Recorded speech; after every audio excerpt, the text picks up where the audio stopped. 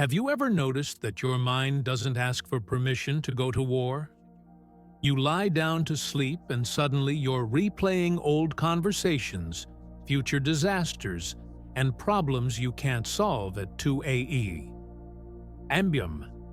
Outwardly, your life might even look normal, but inside, it's like living with a storm that never fully passes. We were taught to chase money, relationships, status, productivity, but almost no one taught us the one skill that decides everything: how to protect your inner peace when life doesn't cooperate. And let's be honest, life almost never cooperates the way we imagined, right? There's a brutal paradox at the heart of modern life. We have more information, more options, more technology than any generation before us. And yet anxiety, loneliness, and emptiness are quietly exploding inside people's minds. We chase the next achievement, thinking, when I get there, I'll finally feel calm. But we arrive, look around, and the peace is still missing, like a chair that was never delivered. If external success guaranteed inner stability, a lot of successful people wouldn't be secretly falling apart. Here's the controversial part. Your peace has almost nothing to do with your circumstances. Yes, your situation matters, but not as much as they sold you. There are people with perfect lives drowning in panic, and people in very hard conditions who radiate a strange serenity. The difference isn't what's happening on the outside, it's the way they relate to what's happening inside. That's where Buddhism stops being a pretty quote on Instagram and becomes a very sharp tool, not to escape your life, but to live it without being destroyed from within. In this video, I'm not going to promise you a magic mantra that makes your problems disappear. That would be a lie, and you've heard enough lies dressed as motivation. What I am going to share with you are 10 Buddhist teachings that survived 2,500 years because they work in the real world, in grief, in breakups, in burnout, in uncertainty, in fear, teachings that helped countless people find peace in situations where peace seemed impossible. Not the loud, euphoric peace of everything is perfect, but a quiet, stable center when nothing is. You're going to hear stories, personal experiences, and raw examples you'll recognize in your own life. Moments when we cling to someone who's already gone, when we build our worth on other people's approval and then watch it collapse, when we try to control everything and end up controlled by our own mind. And you'll see, step by step, how each Buddhist insight offers a different way to stand inside those storms. Not as a victim of your thoughts, but as the one who finally learns how to guide them. I know this sounds almost offensive when you're in pain, when you've lost someone, when you're scared about money, when your heart is broken. Hearing peace comes from within can sound like spiritual gaslighting. That's why, in this video, we're going to do the opposite of bypassing. We'll walk straight into the pain with honesty, and only then show you how these teachings apply. No sugarcoating, no just think positive, only grounded, practical inner work. And here's a strong belief I have. If you're here, it's not a coincidence. Of all the videos you could be watching right now, you chose one about finding peace in any situation. That says something important about you. You're tired of superficial advice. You're looking for tools, not slogans, transformation, not just distraction. In a world that profits from your anxiety, The simple act of wanting inner stability is already an act of rebellion. You're not weak for seeking peace. You're brave for refusing to live numb. I'm going to ask you to do something simple but powerful right now. If you can, find a comfortable position, maybe on your bed, your couch, or a quiet corner. Grab a warm drink if you'd like.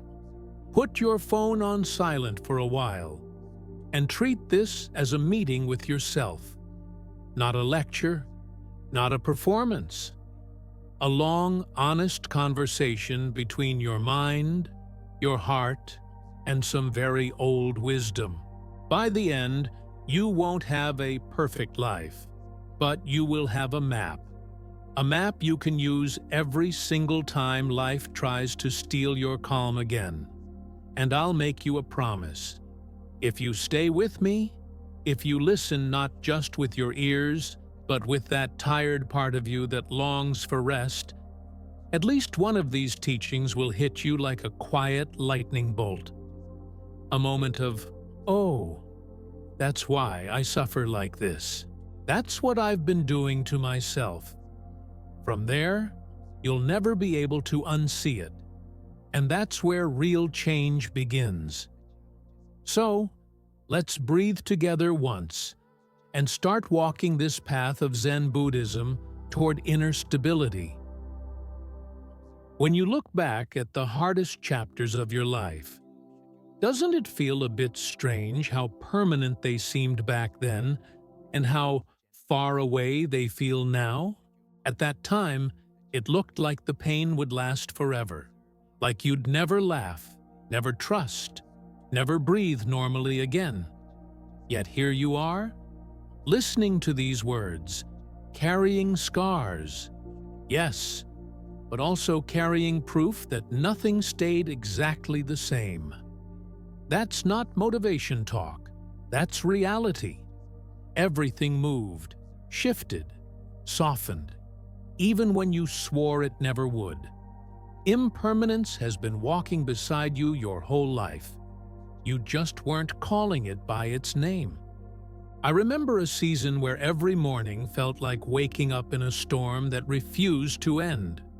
The job was collapsing, the relationship was hanging by a thread, the bank account was almost a joke. If someone had told me, "This will change," I would have answered, "Easy for you to say."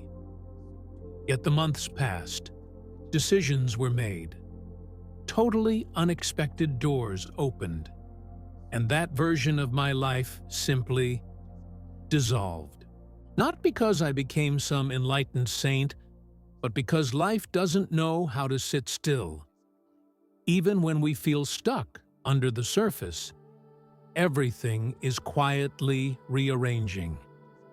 The strange thing is, we act like we've never seen this happen before. You've watched seasons change, bodies grow and age, friendships start and end, trends rise and disappear. You literally can't find one thing in your life that stayed exactly the same from beginning to end. Still, every time a new storm comes, the mind says, "This time it's different. This time it's forever." The Buddha just pointed to what you already know. Whatever shows up also leaves in some form.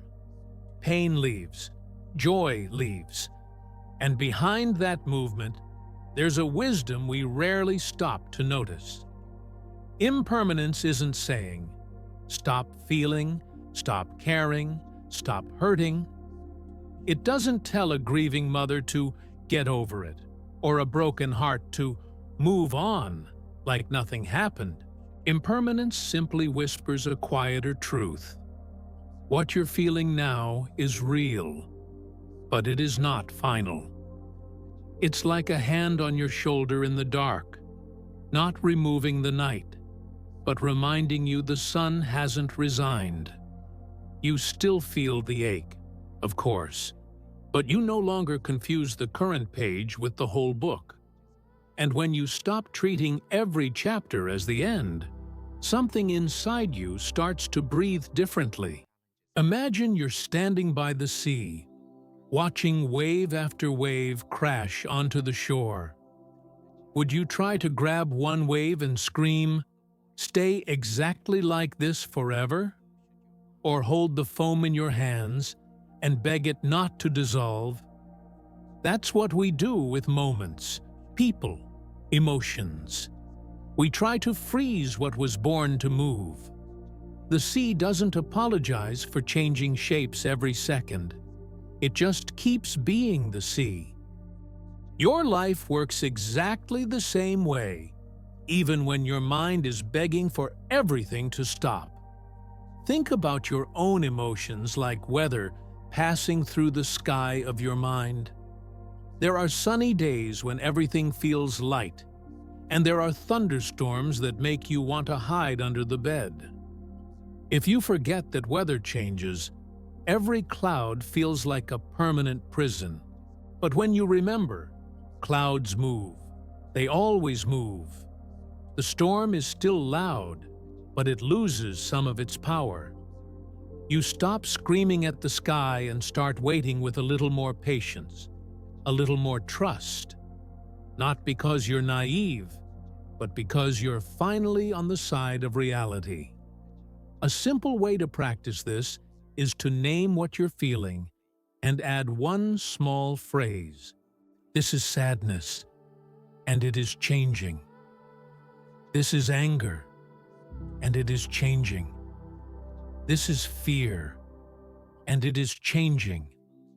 At first it might sound silly or forced, especially when the emotion is intense. But over time, those words carve a new path in your mind, reminding you not to build a house inside temporary weather. You can test this right now with something very real in your life. Pick one situation that feels heavy, almost unbearable, the kind that makes your stomach tighten. Notice what your mind says about it. It will always be like this. I'll never get out of this. This is just who I am now. Then gently, not aggressively, question that. Is that absolutely true? Or is that just how it feels today? You're not forced to be optimistic. You're just asked to be honest about how change has always worked. Your past already proves that many things you once called forever became a chapter with time. If you want to see impermanence in a more physical way, look at your own body. Cells are dying and being born as you listen to this. Your face in old photos looks like someone you know and don't know at the same time. The foods you loved as a kid might not even make sense to you now. Even your voice, your walk, your handwriting, all of it has been quietly evolving. You've been a living example of constant change long before you ever heard about Buddhist teachings. Notice how this truth doesn't only apply to the bad stuff. The most beautiful days of your life also passed, didn't they? Vacations ended. Kids grew up. That magical phase with a friend or partner moved into something else. If you tried to hold those moments in a tight fist, you probably felt an almost painful longing. We suffer not just because things end, but because we demand that beauty should be permanent. Yet part of what makes moments precious is exactly the fact that they can't be repeated. Think of a sunset you really loved.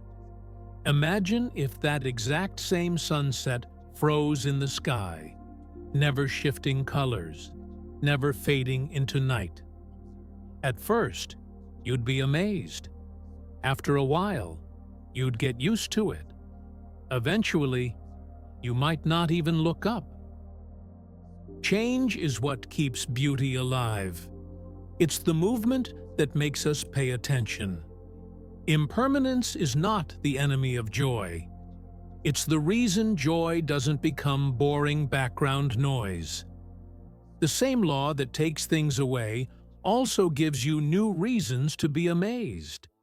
This doesn't mean impermanence is always easy to swallow. When you lose someone, when a relationship ends, when a dream dies, the teaching can feel cruel. Everything changes sounds like a knife when your heart is shattered on the floor. So don't rush yourself into acceptance as if you're in some spiritual competition. Grief also has its own rhythm, its own waves, its own timing, and yes, it, too, moves. The point is not to skip pain, but to notice that even pain has seasons. You might be wondering, okay, but how do I live with this without becoming cold or detached? One practice is to love things and people as if they were already a little bit broken, already a little bit passing. Not in a morbid way, but in a way that makes you more present and less entitled. You appreciate the conversation, the hug, the ordinary Tuesday, because you know it won't repeat exactly like this. You stop saying, "I'll value this later," and start valuing it now, while it's still in your hands. In a strange way, impermanence teaches you to show up more, not less. Try this small experiment for a week. Every night, before you sleep, write down 3 things that will never happen exactly the same way again. Maybe it was the way the light entered your room in the morning, or the laugh of someone you love at dinner. Maybe it was the courage you had today to say no or "I'm tired," even if no one noticed. Treat each of these as tiny, unrepeatable sunsets, ordinary but sacred. You'll start seeing your days less like a blur and more like a collection of living, breathing moments. Impermanence also has a very practical side when life feels stuck. You know those phases when you think, "Nothing ever changes for me. I'm doomed to this situation forever"? If you look carefully, you'll often notice that small things are actually shifting all the time. People come and go, ideas appear, invitations show up, your own thoughts about yourself evolve. Sometimes the big change you're waiting for is built on tiny, almost invisible movements. Seeing those small shifts can give you courage to take the next step instead of surrendering to hopelessness. The deeper you understand impermanence, the less you take your own identity as something solid and fixed. You're not the exact same you were 5 years ago, or even last year. Beliefs changed, desires changed, wounds healed, new wounds appeared, and you kept moving. This means the version of you who feels lost today is not condemned to stay lost. There's room for new habits, new choices, new ways of relating to your past and your future. And this opens a very interesting door. If everything changes, what, exactly, are you clinging to so tightly? Because here's the paradox most people ignore. Impermanence itself doesn't create suffering. What tears us apart is how we hold on to things that cannot stay, as if our life depended on it. We don't just love, we chain. We don't just appreciate, we refuse to release. That's where the real pain is born, not in the change, but in the fight against change. So if you've started to sense the quiet wisdom inside everything changes, wait until you see what happens when we shine that same light on attachment itself. There's a moment in almost every human life when we confuse love with panic. You know that feeling when you look at someone and your whole body whispers, "If I lose you, I lose myself." On the surface, it sounds romantic, like a movie line. But underneath, there's a tight knot of fear. Fear that without this person, or job, or image, you will crumble into dust. That knot is not love. That knot is clinging dressed up as devotion. And if you pay attention, you'll notice that knot hurts even when nothing is going wrong yet. I once watched a friend live in a relationship that looked perfect on Instagram and like a hostage situation in real life. On dates, she wasn't really listening. She was scanning for microsigns that he might leave. Every time he took longer to reply, her heart hit the ceiling, and she'd stalk old texts like a detective. When I gently asked, "Do you actually feel loved? Or do you just feel scared of losing him?" she went quiet. Her silence told the truth. She loved the idea of security more than the person standing in front of her. That's the strange thing about clinging. It often has more to do with our fears than with reality. Clinging is like grabbing a handful of sand and squeezing as hard as you can. The harder you squeeze, the faster the grains escape between your fingers. You don't notice the escaping part, you only feel the terror that makes you squeeze more. Love, on the other hand, is like opening your palm and feeling the sand rest there for a while. You know the wind might come, the sand might shift, but you're fully present while it's with you. One hand is driven by fear of loss. The other is guided by appreciation of what is. A lot of people think non-attachment means being cold, not caring, walking around like a rock in a robe. But that's not wisdom. That's emotional shutdown. And it's just another coping mechanism.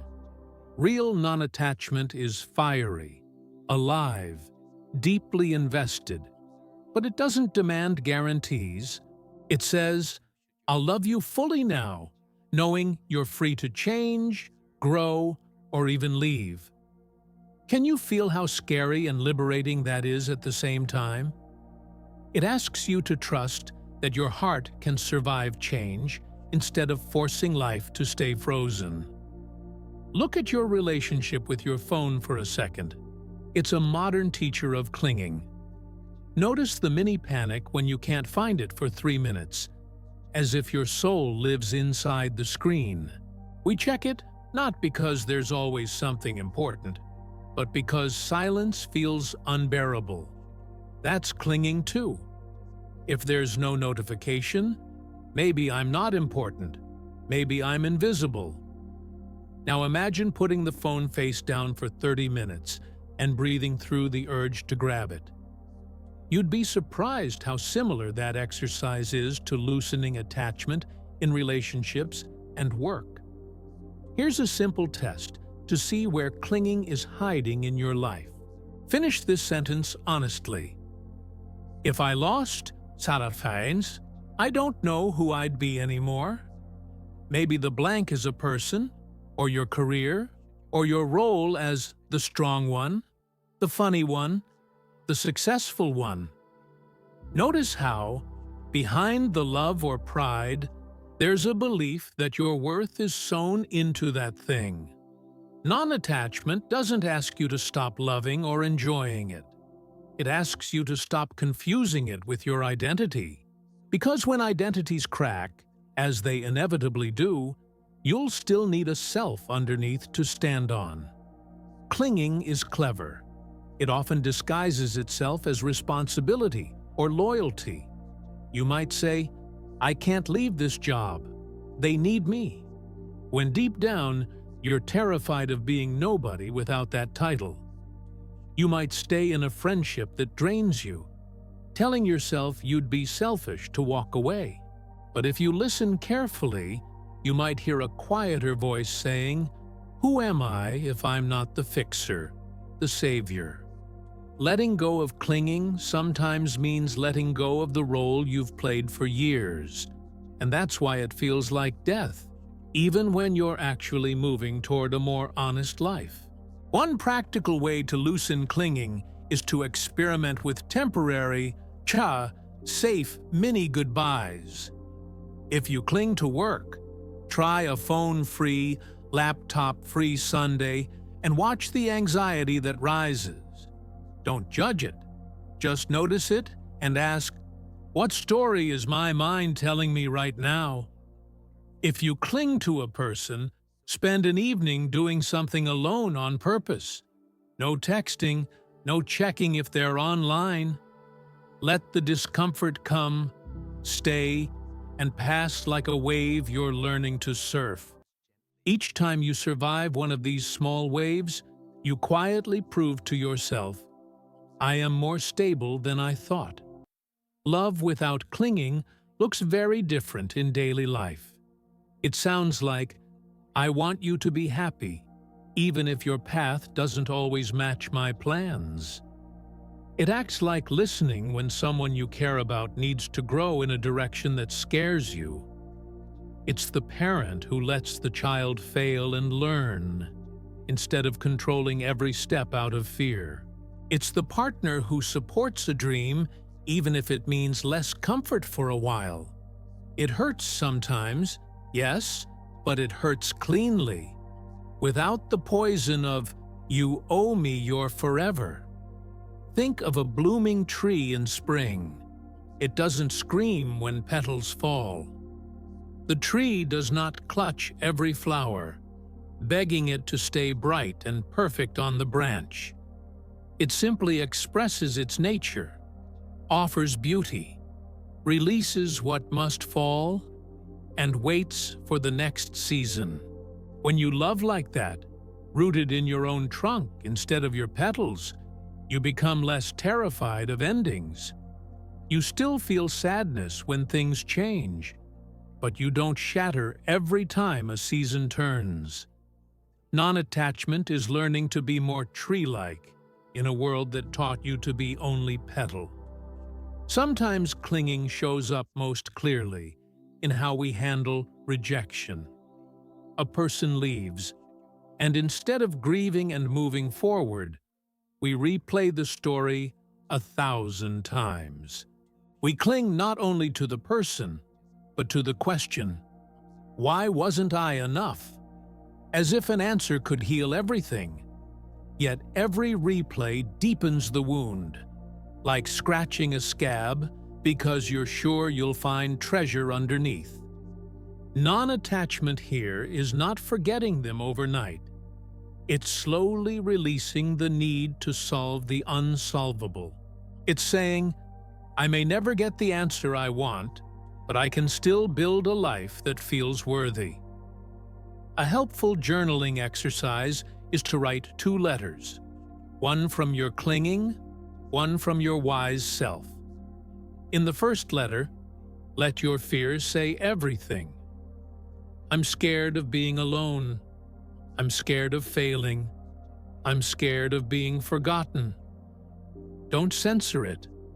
Let the clinging speak honestly, like a child crying. Then, in the second letter, let the wiser part of you respond. I see your fear. I understand why you grip so hard. Offer comfort, perspective, and remind yourself of times you survived loss before. Over time, this dialogue softens the grip because fear finally feels seen instead of ignored or shamed. We also cling to our pain itself, more than we like to admit. Saying, I've been hurt, can slowly turn into, this is who I am now, the one who was hurt. The story becomes a shield. If I let go of this, who will I be, and what will I talk about? Non-attachment doesn't ask you to deny what happened. It asks if you're willing to stop living there full-time. You can honor your story without making it your permanent address. Your history is a chapter, not a life sentence, unless you decide to keep rereading the same page. As you soften clinging, you might notice something surprising. Relationships can actually deepen. When someone feels you're not trying to own them, they can breathe around you. They sense that they're free to be honest, to change, to grow, without you collapsing every time. This freedom often invites more authenticity, more trust, more real intimacy. You stop negotiating love through threats of withdrawal or emotional blackmail. Instead, connection becomes a choice renewed each day, not a prison built out of fear.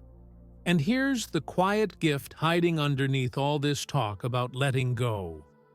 The less you cling to everything outside, the more curious you become about what's inside. If you're not defined only by your roles, your relationships, your status, then who are you? That question isn't meant to scare you. It's meant to open a door. Behind that door, there's something steadier than any job or romance or image can ever give you. And that something is exactly where our next step on this path will gently lead. There's a point in life when you realize you can't live as a leaf in the wind forever. Every mood shift, every message, every bill, every comment online throws you up and down. One good day, and you're on top of the world. One bad email, and you're useless, broken, finished. It's exhausting, like your nervous system lives plugged into everyone else's decisions. At some point, you start to wonder, is there a place inside me that doesn't fall apart so easily? That question, right there, is the doorway to becoming your own safe place. I remember watching a friend who looked strong on the outside, but lived like a weather forecast inside. If people liked her post, she slept well. If they didn't, she spiraled at 2 a.m. eats, dan foud fritor panai creed. When her partner was affectionate, she felt secure. When he was quiet, she felt abandoned. Her peace wasn't peace at all. It was a hostage tied to whatever others were doing. One day she said, "I'm tired of needing everyone to behave perfectly so I can breathe." That's when we started talking about something deeper than confidence. Inner refuge. Inner refuge is not a fantasy land where nothing ever hurts you again. Life will still bring bills, breakups, health scares, misunderstandings, and long nights. The difference is that you stop expecting the outer world to carry all your peace. Instead, you cultivate a kind of inner ground that's there even when the surface shakes. It's like having a quiet room inside you where you can sit for a moment, no matter the noise outside. That room doesn't delete the chaos, but it keeps the chaos from owning you. Imagine a lighthouse standing on a cliff during a storm. Waves crash, winds scream, the sky is angry, but the lighthouse doesn't yell back. It just keeps doing what it was built to do. Shine steady, turn, shine steady again. That lighthouse isn't arrogant.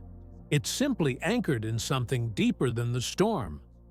Inner refuge feels like that, a steady light in you that doesn't depend on the weather. The storm matters, yes, but it no longer decides who you are. Most of us were never taught how to build that kind of inner anchor. We were taught to chase good grades, good jobs, good looks, good opinions. We learned how to decorate the outside and neglected the foundations inside. So when the decoration cracks, we panic, because there's nothing solid underneath. The good news is, inner refuge is not a gift some people are born with and others aren't. It's a skill, built slowly, with small choices, in very ordinary days. One of the simplest doors into inner refuge is your breath. Not the picture-perfect Instagram meditation breath. Just the raw, real air you're breathing now. Take one moment to notice it. Air entering, air leaving, without your permission or control. You don't wake up at night thinking, "Remember to breathe. Remember to breathe." Something in you is already taking care of that, quietly, faithfully, every single second. That something is closer to your true stability than any compliment or bank balance. Try this small practice the next time anxiety grabs you by the throat. Instead of running straight to your phone or food or gossip, pause for just 30 seconds. Place your hand on your chest. Feel the rise and fall underneath your palm. Tell yourself, right now, in this moment, I am breathing. I am here. I am alive. You're not pretending the problem doesn't exist. You're just remembering you exist beyond the problem. This tiny pause is like stepping 1 foot inside your inner safe room. Of course, at first, that room might feel empty, awkward, even uncomfortable. You're used to distractions, noise, scrolling, and other people's opinions filling every gap. Silence can feel scary because it forces you to hear what you've been running from. But if you stay a little longer, something surprising happens. Silence starts feeling like oxygen. You begin to notice thoughts pass, emotions move, without needing to chase or fix everyone. That's your inner refuge gently introducing itself. Calm awareness, not total control. Think of your outer life as the surface of the ocean and your inner refuge as the depth. On the surface, you'll always have waves, busy days, conflicts, surprises, disappointments. If you live only there, every wave feels like life or death, and you're always drowning or surfing. But deep below, the ocean is different. Still, heavy, quiet, not in a hurry. When you learn to sink your attention a little deeper, you discover that stillness exists. The waves don't disappear, but they stop being the only reality you know. Inner refuge doesn't mean you stop asking for help from others. It means you stop abandoning yourself. Notice how often you look outside first. Tell me I'm okay. Tell me what to do. Fix this for me. There's nothing wrong with seeking guidance, but when you never consult your own heart, you stay dependent. A wise practice is to reverse the order. First, come home to yourself. Then ask others. Sit with your breath, your body, your truth for a few minutes, and ask, what do I already know about this? You might not get a full solution, but you'll often get a clearer starting point than you expect. You can also strengthen your inner refuge through tiny daily rituals. That might be a 5-minute morning sit with tea and no devices, just you and your thoughts.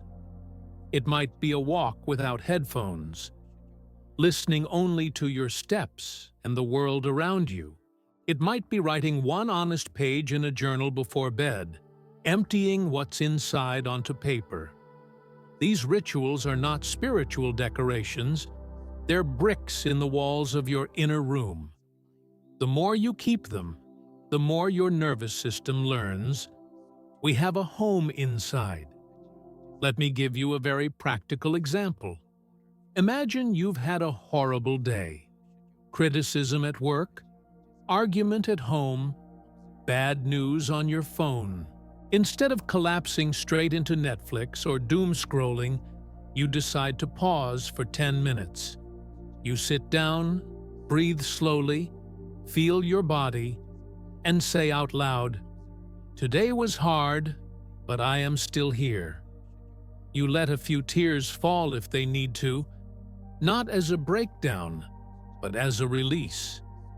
In that moment, you're not fixing life, but you're not abandoning yourself either. And that is refuge. Little by little, you realize that inner refuge is not a place you visit. It's a relationship with yourself. You stop talking to yourself only to criticize and start talking to yourself to comfort and guide. You become the friend who sits next to you on the metaphorical floor when everything falls apart. You don't deny your own pain with fake positivity, but you also don't worship the pain as your God. You learn to say, "Yes, this hurts. Yes, it's real. And no, it doesn't erase my worth." That voice becomes the sound of your inner home, steady in the middle of chaos. Some people fear that if they become their own refuge, they won't need anyone anymore. But the opposite usually happens. You start relating to people from fullness, not hunger. You're less likely to demand that someone rescue you, fix you, or read your mind. You can enjoy support without turning it into a life support machine that must never fail. Relationships become places of sharing, not desperate transactions of "save me or I'll collapse." And strangely, this makes connections safer, because no one is carrying a weight they can't sustain. The more you taste this inner stability, the more curious you become about the engine behind it.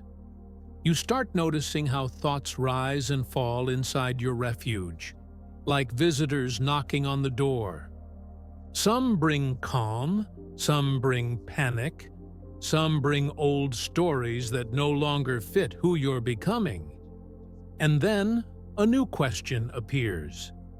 If my peace doesn't come from circumstances, and not even from other people, how much of it is shaped by the way I think?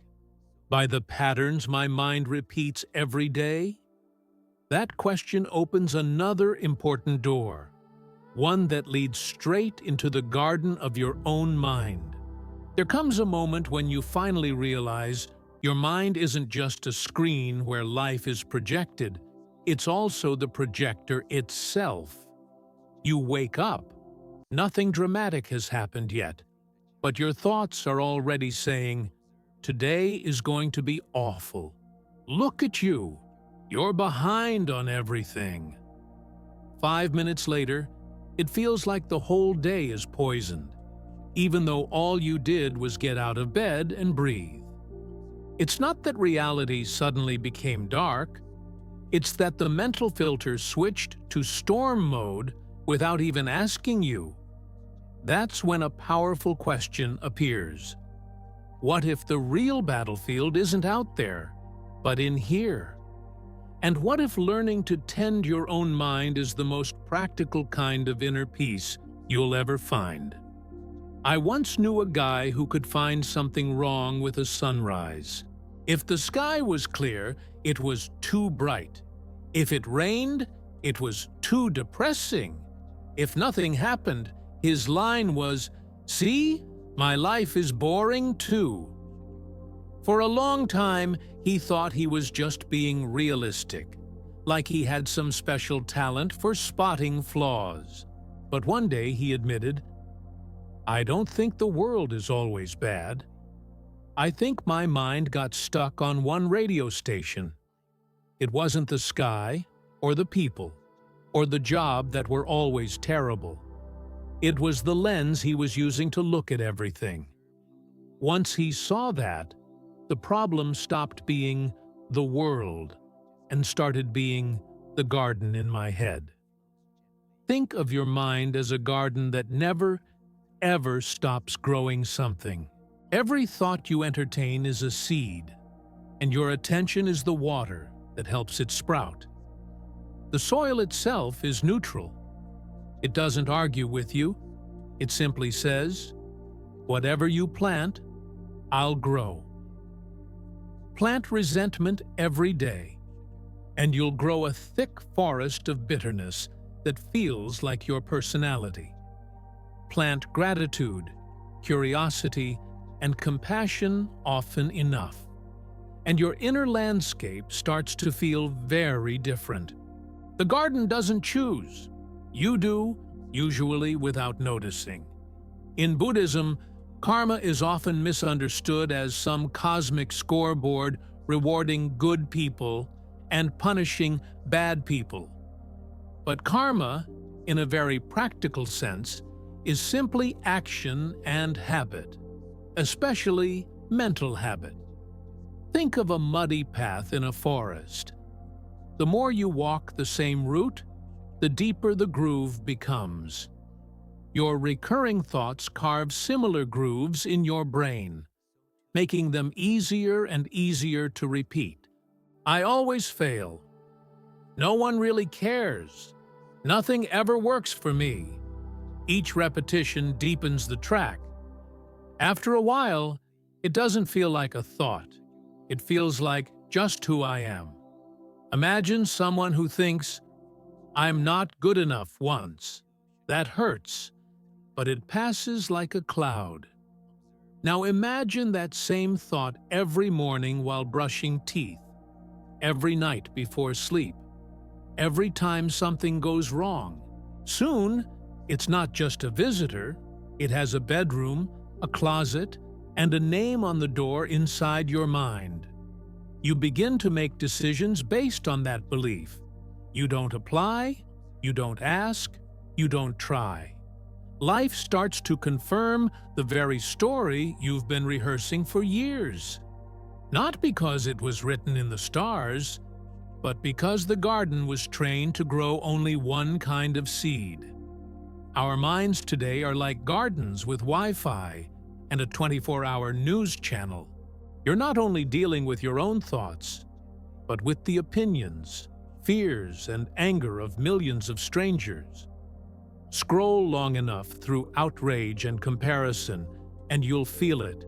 Your inner soil gets flooded with weeds. It's not that social media is evil. It's that it's constantly offering you seeds of envy, fear, and never enough. If you don't become selective, you'll spend your days pulling thorns you didn't even mean to plant. So tending your mind in this age is not optional. It's survival. A powerful first step is to spend one day simply observing your thoughts like a curious scientist. No judgment. No, I'm a terrible person for thinking this. Just noticing what actually shows up. You might discover that 80% of your mental energy is going to worry, replaying old scenes, sandfinines, sadertine, and imaginary arguments. You might see that compliments slide off quickly, while criticisms stick like glue. Write some of these patterns down at the end of the day, honestly, without filters. That list becomes your first honest map of the garden you're working with. When I started doing this myself, I realized my inner radio had 3 favorite songs: complaint, defensiveness, and self-doubt. If someone was late, my mind complained. If someone gave feedback, my mind defended. If I made a mistake, my mind attacked me. It was exhausting, and yet it felt normal because I'd rehearsed it for years. Seeing it on paper was like seeing weeds in daylight instead of stepping on them in the dark. Nothing changed outside. Same people, same work, same bills. But my awareness had shifted. And awareness is the gardener's flashlight. You can't pull what you refuse to see. Buddhist teachings talk about wholesome and unwholesome mental states, not in a moralistic way, but in a practical one. Wholesome states are those that lead to freedom and peace, kindness, patience, clarity, contentment. Unwholesome states lead to more suffering, hatred, greed, jealousy, obsessive fear. The idea isn't you're a bad person for feeling anger, but notice what anger does inside you and around you. If a mental state keeps tightening your body, closing your heart, and poisoning your relationships, it's a weed, not a flower. And once you know that, you can decide what you actually want to cultivate. Picture your mind as an ancient city with tall walls and one main gate. Thoughts are travelers who show up, some kind, some violent, some lost, some wise. You can't control who knocks at the gate, but you do have a say in who you invite in for tea. Right now, most of us let every thought walk straight in, open the fridge, and rearrange the furniture. Training the mind means learning to stand at that gate and ask, if I feed this thought, where does it take me? You're not fighting the thought. You're choosing what gets your long-term attention. Meditation, in this context, stops being some mystical trick and becomes mental exercise. Every time your mind wanders from the breath to your to-do list and you gently guide it back, you're doing a mental push-up. You're strengthening the muscle that notices and redirects, instead of drifting on autopilot.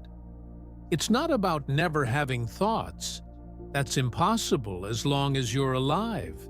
It's about not letting one anxious idea drive the car while you're tied up in the trunk. A few minutes a day of this training can quietly reshape how you handle stress, fear, and even joy. You can see the power of the mind's garden in something as simple as traffic.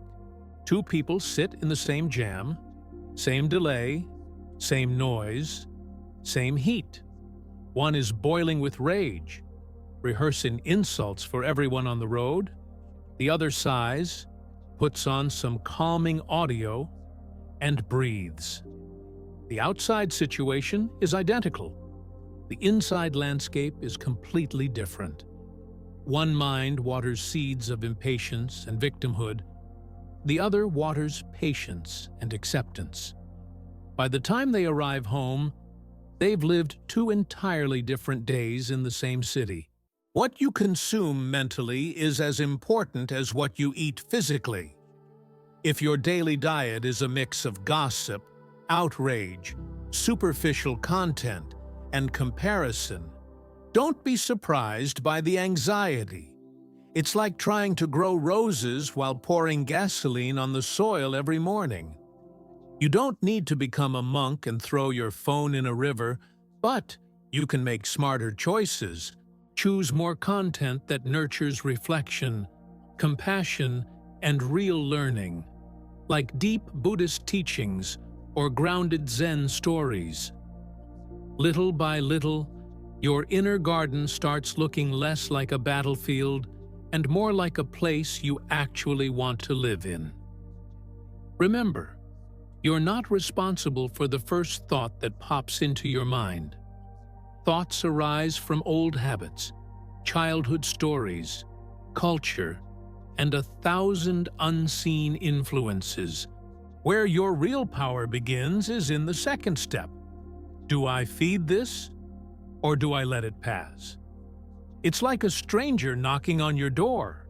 You can't stop them from knocking, but you don't have to invite everyone in. Some thoughts you greet with, "I see you, but you're not helpful," and let them move on. That simple skill turns the mind from a wild horse into a trustworthy companion. A practical exercise is to choose 3 seeds you want to cultivate more. Maybe courage, kindness, and clarity. Each morning, ask yourself, how can I water courage today? And then take one small action, like speaking one honest sentence. Ask, How can I water kindness and send one genuine message or do one small favor without expecting applause? Ask, how can I water clarity and spend 5 minutes journaling instead of scrolling? These aren't grand gestures. They're daily drops of water in the right direction. Over months, your mind begins to default to these qualities, almost like a new personality blooming. As you keep tending this inner garden, you'll start noticing something subtle, yet powerful. Many of your thoughts aren't really about what's happening right now. They're about yesterday and tomorrow. You'll catch yourself arguing with someone in your head who isn't even in the room. You'll see how often you leave the present moment to live in mental movies and what-ifs. And a new, gentle curiosity appears. Where is my mind actually living most of the time? That question naturally leads us to the next step on this path. Discovering the quiet power of being fully, truly here. There's a strange habit almost everyone shares, and you might recognize yourself in it. Your body is in the room, but your mind is somewhere else entirely. Yesterday's mistake, tomorrow's worry, some old scene on repeat. You're sitting at dinner, and suddenly you realize you haven't really tasted a single bite. Or you're in the shower, arguing in your head with someone who isn't even there. Hours pass, days pass, whole weeks pass like this, and you feel tired without knowing exactly why. It's because you're living everywhere except in the only moment that actually exists. Now, I once spoke with a man who had a stable job, a good family, a reasonably calm life. Yet he described his inner world like this: "It feels like I'm always arriving late to my own day." He'd wake up thinking about emails, answer emails thinking about lunch, eat lunch thinking about meetings. By night, he was thinking about tomorrow and feeling guilty about today. He wasn't lazy or ungrateful. He was simply never where his feet were. When he started to understand this, he realized he didn't have a life problem. He had a presence problem. The Buddha noticed this thousands of years ago, long before notifications and deadlines. He saw that our minds cling to the past and lunge toward the future, almost allergic to being here. We replay conversations, trying to fix what can't be changed, or rehearse scenarios that may never happen. Meanwhile, the only place we can actually live, choose, love, breathe, and act is silently passing by. The teaching of mindfulness isn't about sitting like a statue, it's about remembering to return. Return to this breath, this sound, this moment, again and again. Imagine you're at a concert of your favorite artist, the kind of show you dreamed of for years. The music starts, the lights dance, and instead of being there, you spend the whole time filming. Later, you have the video, but you miss the actual feeling of the moment. That's how many of us live, endlessly recording life in our head, rarely participating fully. The present moment becomes something we plan to enjoy later, when things calm down. But later keeps moving. And the only time that's actually workable is now. Let's bring this down to something simple: your breath. Right now, as you listen, you're breathing in and out without effort. If you stop for 10 seconds and pay attention, you'll notice sensations you usually ignore. The coolness of the air entering, the slight warmth leaving, the gentle expansion of your chest. Those sensations are not memories. not imagination. They're proof of life happening now. Every time you notice them, you've just touched the present moment for real. Try a small experiment the next time you drink a glass of water. Instead of throwing it down like fuel in a race, pause for just a few seconds. Feel the weight of the glass in your hand, the temperature against your fingers. Notice the first contact of water with your tongue, the way your throat responds. In that tiny act, you're training your brain to actually show up for your own experience. You're not doing mindfulness. You're finally meeting your own life as it happens. One woman told me she realized she'd spent years with her children without really being with them. She was always half present, answering messages, thinking about work, planning dinner in her head. One day, her child said, "Mom, are you here? Or are you in your phone again?" That sentence hit harder than any spiritual book. She started setting a simple rule: 10 minutes a day fully present with each child, no devices, no multitasking. In those 10 minutes, her relationship with them deepened more than in hours of distracted time. The mind will resist this practice at first, almost like a hyperactive puppy.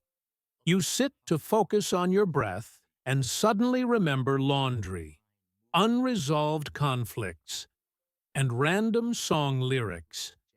You're not failing. You're just seeing how wild your attention has always been. Every time you notice you've drifted and gently come back, you're building a muscle. That coming back is the whole heart of present moment awareness, not staying, but returning. Over time, the puppy learns to sit a bit longer beside you without running off. You might think, "But my past is important. I have to think about it to learn." And you're right. Reflection has its place, and planning for the future is practical. The trouble starts when reflection turns into rumination, and planning turns into chronic anxiety. Mindfulness doesn't ask you to erase past and future, only to stop living there full-time. You use the past as a teacher, the future as a direction, and the present as your actual home. Without that balance, you're always packing your bags but never arriving anywhere. A simple way to test where your mind lives is to check your inner dialogue for one day. Notice how many sentences start with "I should have," or "What if?"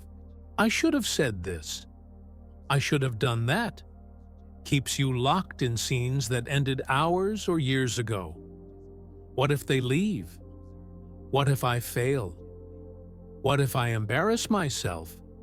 Drags you into a movie that hasn't started.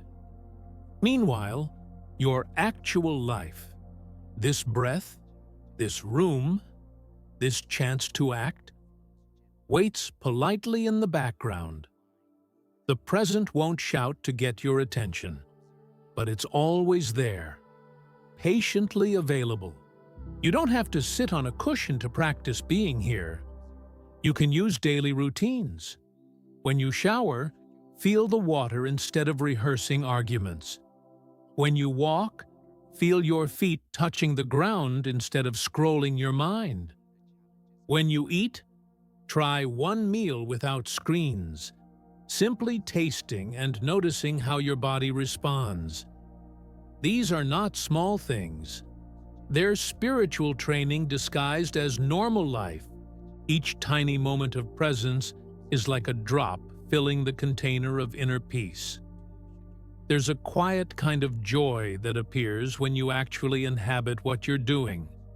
Washing dishes becomes a warm, soapy meditation instead of automatic annoyance. Folding clothes turns into 10 minutes of breathing and gratitude for having what to wear. Even waiting in line stops being torture. and becomes a mini retreat to feel your body and watch your thoughts.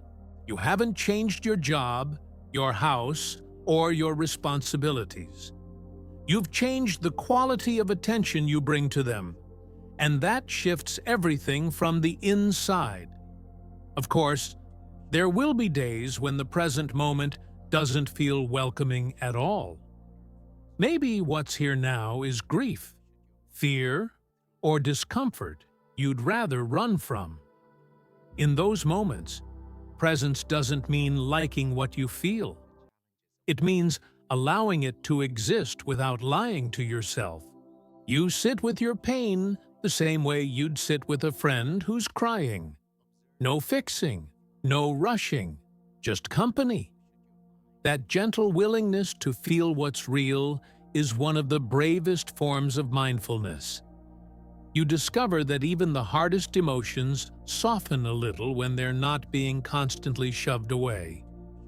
A helpful practice is what I call 3 breath checkpoints throughout the day. Pick triggers: opening a door, sitting in a chair, checking your phone. Every time one of these happens, pause for 3 conscious breaths before moving on. For those 3 breaths, you're not fixing the past or pre-living the future. You're simply existing. It sounds ridiculously simple, but it resets your nervous system in powerful ways. Over time, these tiny checkpoints weave presence into the fabric of your day. You might wonder, if I live in the present, won't I become irresponsible, just floating around? In reality, the opposite tends to happen. When you're actually here, you make fewer impulsive decisions based on fear and fantasy. You answer messages thoughtfully instead of from irritation. You notice fatigue sooner and rest before burning out. Your actions become more effective because they're coming from clarity, not panic. Present moment awareness doesn't make you lazy. It makes you precise. As you practice living more here than in mental time travel, something subtle begins to shift. You start seeing how your thoughts, emotions, and reactions rise and fall inside this space of awareness. You realize you are not just the stories about yesterday or the fears about tomorrow. There's a deeper you watching all of that, steady, quiet, always in the now. And when you begin to recognize that witness more often, another realization appears. If everyone else is also struggling in their own minds like this, how does that change the way you see them? There's a question I love to ask when someone tells me, "That person is just evil." I say, if you could see the movie of their life from the beginning, do you think you'd understand them a little more? Most people pause, because deep down, they know pain doesn't come from nowhere. It doesn't excuse harm. It doesn't erase responsibility. But it changes the way we see. Zen Buddhism teaches that every being is trying, clumsily, to escape suffering and find inner peace. Even the ones who step on your heart as they run are running from something. Think of someone who hurt you deeply. A parent, partner, friend, maybe even yourself. It's easy to freeze them in one role. The cold one, the selfish one, the one who ruined everything. But if you rewind the tape, you might find a scared child who never learned how to love safely. You might see trauma, neglect, humiliation, expectations that crushed their ability to be gentle. Buddhist teachings don't say, "Feel sorry and stay." They say, "See clearly what's driving the behavior." Clarity is the first step toward true compassion, and also toward healthy boundaries. I once spoke with a woman who carried a lifetime of anger toward her father. He never said, "I'm proud of you." Not once. not even when she achieved what everyone else praised.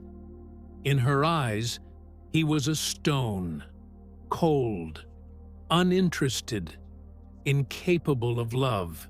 Years later, she discovered pieces of his story. A childhood where crying was punished, affection mocked. He'd been trained to survive by shutting down his heart, not because he wanted to, but because he had to. When she saw that, her anger didn't magically vanish, but it started turning into something else: understanding. Compassion in Zen Buddhism isn't a soft, fluffy feeling. It's a clear-eyed recognition of shared suffering. You hurt. They hurt. We all, in different ways, are trying to avoid pain and find peace in any situation. Some do it by working too much, others by disappearing emotionally, others by controlling everyone around them. All these strategies are misguided attempts at inner stability, built on fear instead of mindful awareness. When you see this, you stop taking everything so personally, even when it still hurts. You realize their actions are less about your worth and more about their wounds. Imagine you're walking through a hospital, and every room holds a different kind of invisible injury. One person's chest is tight with anxiety, another's mind is bruised with old memories. The angry boss, the distant partner, the rude stranger. They're all lying in these rooms, silently bleeding. If you could see their invisible bandages, you'd still say no to abuse, but you'd say it differently, not as "you monster," but as "you're hurting, but I won't let your pain spill over and drown me." That balance, firm boundaries and soft heart, is the essence of mature compassion. A common fear is that if we start understanding people's pain, we'll excuse everything. But compassion and accountability are not enemies. They walk side by side in true Buddhist teachings. You can say, "I know you're suffering," and at the same time say, "And what you did isn't acceptable." Inner peace doesn't come from pretending harm is fine. It comes from not poisoning yourself with hatred. Forgiveness in Zen Buddhism isn't amnesia. It's the choice to stop drinking the venom of resentment every day. You release the grip, not because they deserve it, but because your own heart does. Try a simple exercise when someone triggers you deeply. Instead of jumping straight into judgment, pause and ask silently, "What might this person be carrying?" You don't need a full biography. Just remember they also have memories that still burn. Maybe they grew up never feeling enough, so now they act superior to numb that wound. Maybe they were constantly controlled, so now they control others before anyone can control them. This shift doesn't make their behavior okay, but it makes your reaction wiser and less automatic. Compassion also starts with noticing how similar we are to the people we judge. Think of a time when you hurt someone you actually cared about. Maybe you snapped because you were exhausted, or lied because you were scared, or pulled away because you felt overwhelmed. In that moment, you weren't a bad person. You were a hurting person acting badly. Zen Buddhism invites you to see that same dynamic in others without romanticizing it. We are all capable of both kindness and cruelty, depending on the state of our mind. There's a beautiful practice called loving kindness meditation that trains this muscle. You sit quietly and repeat phrases like, "May I be free from suffering. May I find inner peace." Then you extend the same wish to someone you love. May you be free from suffering. May you live with mindful awareness. Next, you send it to a neutral person, like the cashier or the neighbor you barely know, and then, gently, to someone difficult, the critic, the betrayer, the one who still lives rent-free in your mind. You're not saying, "Let's be best friends." You're simply acknowledging, you, too, want to stop hurting. At first, this practice might feel fake, like repeating lines in a play you don't believe. You might feel resistance, anger, or the urge to slam the door on certain faces in your mind. That's okay. The point isn't to force love, it's to see the truth of common humanity. You're not erasing your pain. You're widening the frame so it includes their pain, too. Even saying, "I'm not ready to forgive you yet, but I recognize your suffering," is a big step. Every small movement toward this perspective softens the hard armor around your heart. Here's something important. Compassion doesn't mean staying close to everyone. Sometimes the most compassionate act, for them and for you, is distance. You can love someone and still block their number, end the contract, or move on from the relationship. Zen Buddhism doesn't tell you to lie down in front of the train.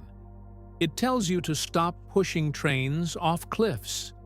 You step aside, let their karma be their karma, and focus on your own path to inner peace. Compassion is not self-abandonment. It includes you fully. Start practicing compassion in small, low-stakes situations. The driver who cuts you off, the barista who seems distracted, the colleague who's in a bad mood.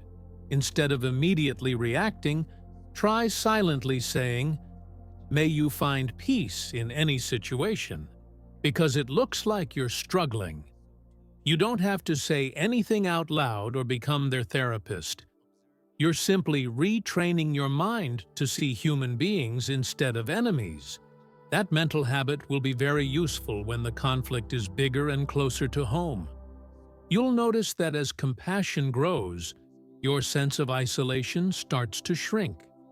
You stop feeling like the only one who's anxious, the only one who's lost, the only one who's tired. You realize Zen Buddhism isn't just about your private inner stability. It's about how your peace touches others. Your calm response becomes a mirror that shows people a different way to be. One person breathing deeply in a tense room can change the whole atmosphere.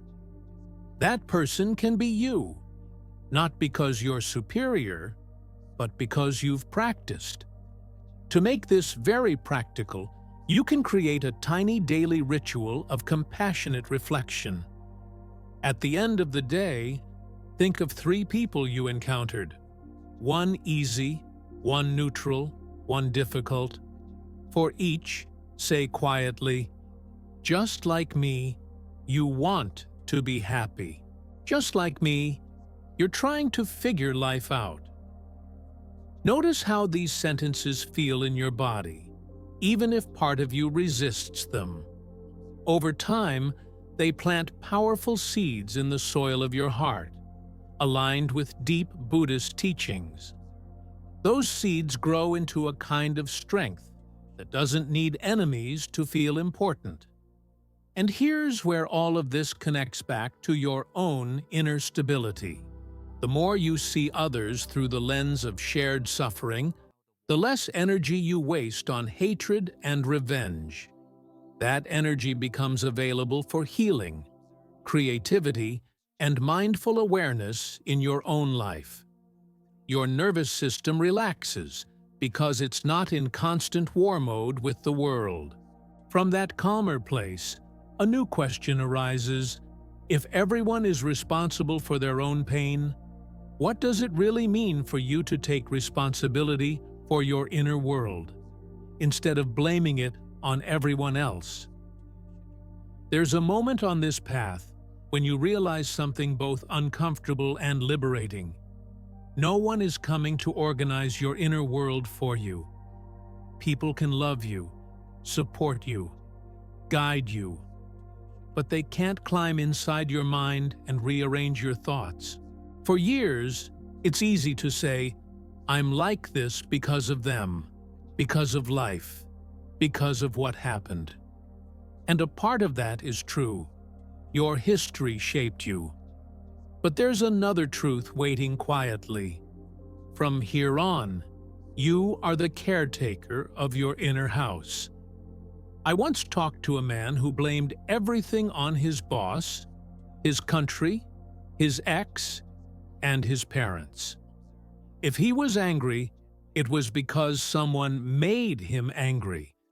If he was anxious, life was doing this to him.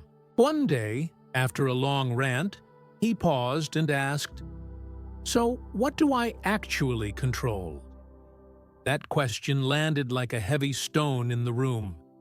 He realized he had spent his whole life pointing fingers outward, never looking at the steering wheel in his own hands. That was the day he stopped asking, "Who ruined me?" and started asking, "What can I build from here?" Buddhism makes a sharp distinction between blame and responsibility. Blame says, "This is all my fault, I'm terrible, I should be ashamed," and leaves you stuck in guilt. Responsibility says, "This is my mind, my reactions, my choices. I have some power here." Blame paralyzes. Responsibility mobilizes. You're not guilty for every thought that pops up, every fear that appears, every old wound that gets triggered. But once you see them, you become responsible for how you relate to them. Think of your thoughts like clouds moving through the sky of your awareness. You didn't choose today's weather. Clouds form from 1,000 conditions you didn't control. Childhood, culture, yesterday's conversations, hormones, sleep. All of it mixes to create mental weather. But you do choose whether to build a house under every dark cloud that passes. You choose whether to chase each one screaming, "You're me! You define me! You are my future!" Responsibility starts when you say, "No, you're just a cloud. I am the sky watching." There's a story about a student tormented by intrusive, dark thoughts. He told his teacher, "If you could see inside my head, you'd be disgusted. I must be a horrible person." The teacher took him outside and pointed to the sky filled with light and heavy clouds. "Is the sky guilty for the clouds?" he asked. The student shook his head, slowly understanding. "Exactly," the teacher said. "Your mind isn't guilty for thoughts, but you can decide which ones you feed." That decision, to feed or not feed, is where your real power begins. A thought says, "You're worthless." Another says, "You've messed everything up." You might not have invited them, but you don't have to cook them dinner and give them a spare room. You can learn to say, "I hear you, but I won't treat you as the truth anymore." At first, it feels like pushing a heavy door that barely moves. But every time you do it, you're building the muscle of inner authority. Right effort in Buddhist teachings is exactly this. Wise, balanced effort in your own mind. It's not about forcing yourself to be happy or pretending nothing hurts. It means you stop actively pouring fuel on thoughts that burn you from the inside. You notice when resentment is rising and choose not to rehearse that story for hours. You notice when self-hate appears and soften your tone even a little. You're not controlling the mind. You're training it. the way you gently train a strong dog. You can start small in everyday annoyances. Say someone sends a passive-aggressive message. Your first impulse is to write a 500-word reply in your head. You catch yourself mid-rant and pause. If I keep feeding this, how will I feel in 1 hour? That moment of questioning is pure gold for your inner stability. Maybe you still answer, but you answer from clarity, not from a storm. That's responsibility in action, choosing your response instead of being dragged by your reaction. A practical tool is called noting or labeling. When a thought appears, instead of fusing with it, you name it gently. Ah, worry. Ah, blame. Ah, comparison. This tiny act creates a bit of space between you and the thought. In that space, you're no longer the prisoner. You're the witness deciding what to do next. Sometimes you'll still get hooked. That's human. But more and more, you'll catch yourself sooner. And that's where change quietly happens. We often underestimate how powerful small, repeated choices can be. One day of choosing not to spiral in self-criticism doesn't feel like much. But imagine doing that 100 times, 1,000 times, over months and years. Each time you interrupt a destructive loop, you're carving a new mental path.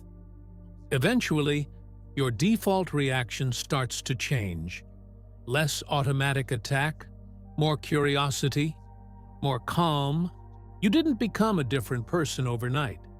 You trained your mind like you'd train a muscle. Think of mental responsibility like hygiene. You don't brush your teeth once and say, "Well, that's done for life."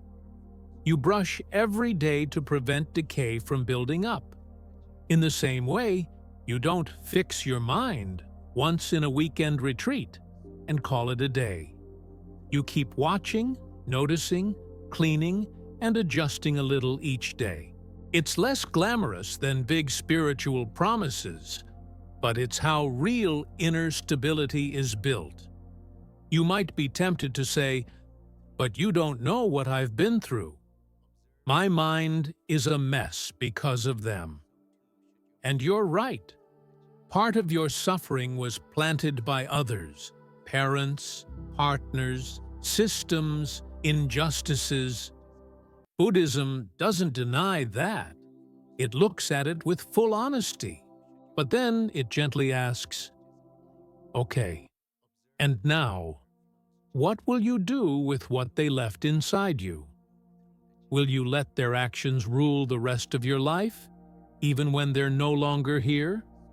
Or will you slowly reclaim your inner space, one choice, one breath at a time?"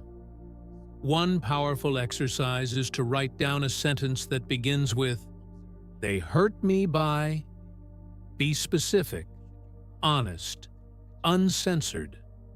Let it all out. Then below it, write another sentence that begins with, "I continue that hurt today by..." Maybe it's by repeating their words to yourself, by avoiding love, by distrusting everyone. That second sentence isn't about blaming yourself, it's about locating your power. Because whatever part is yours, that's the part you can actually transform.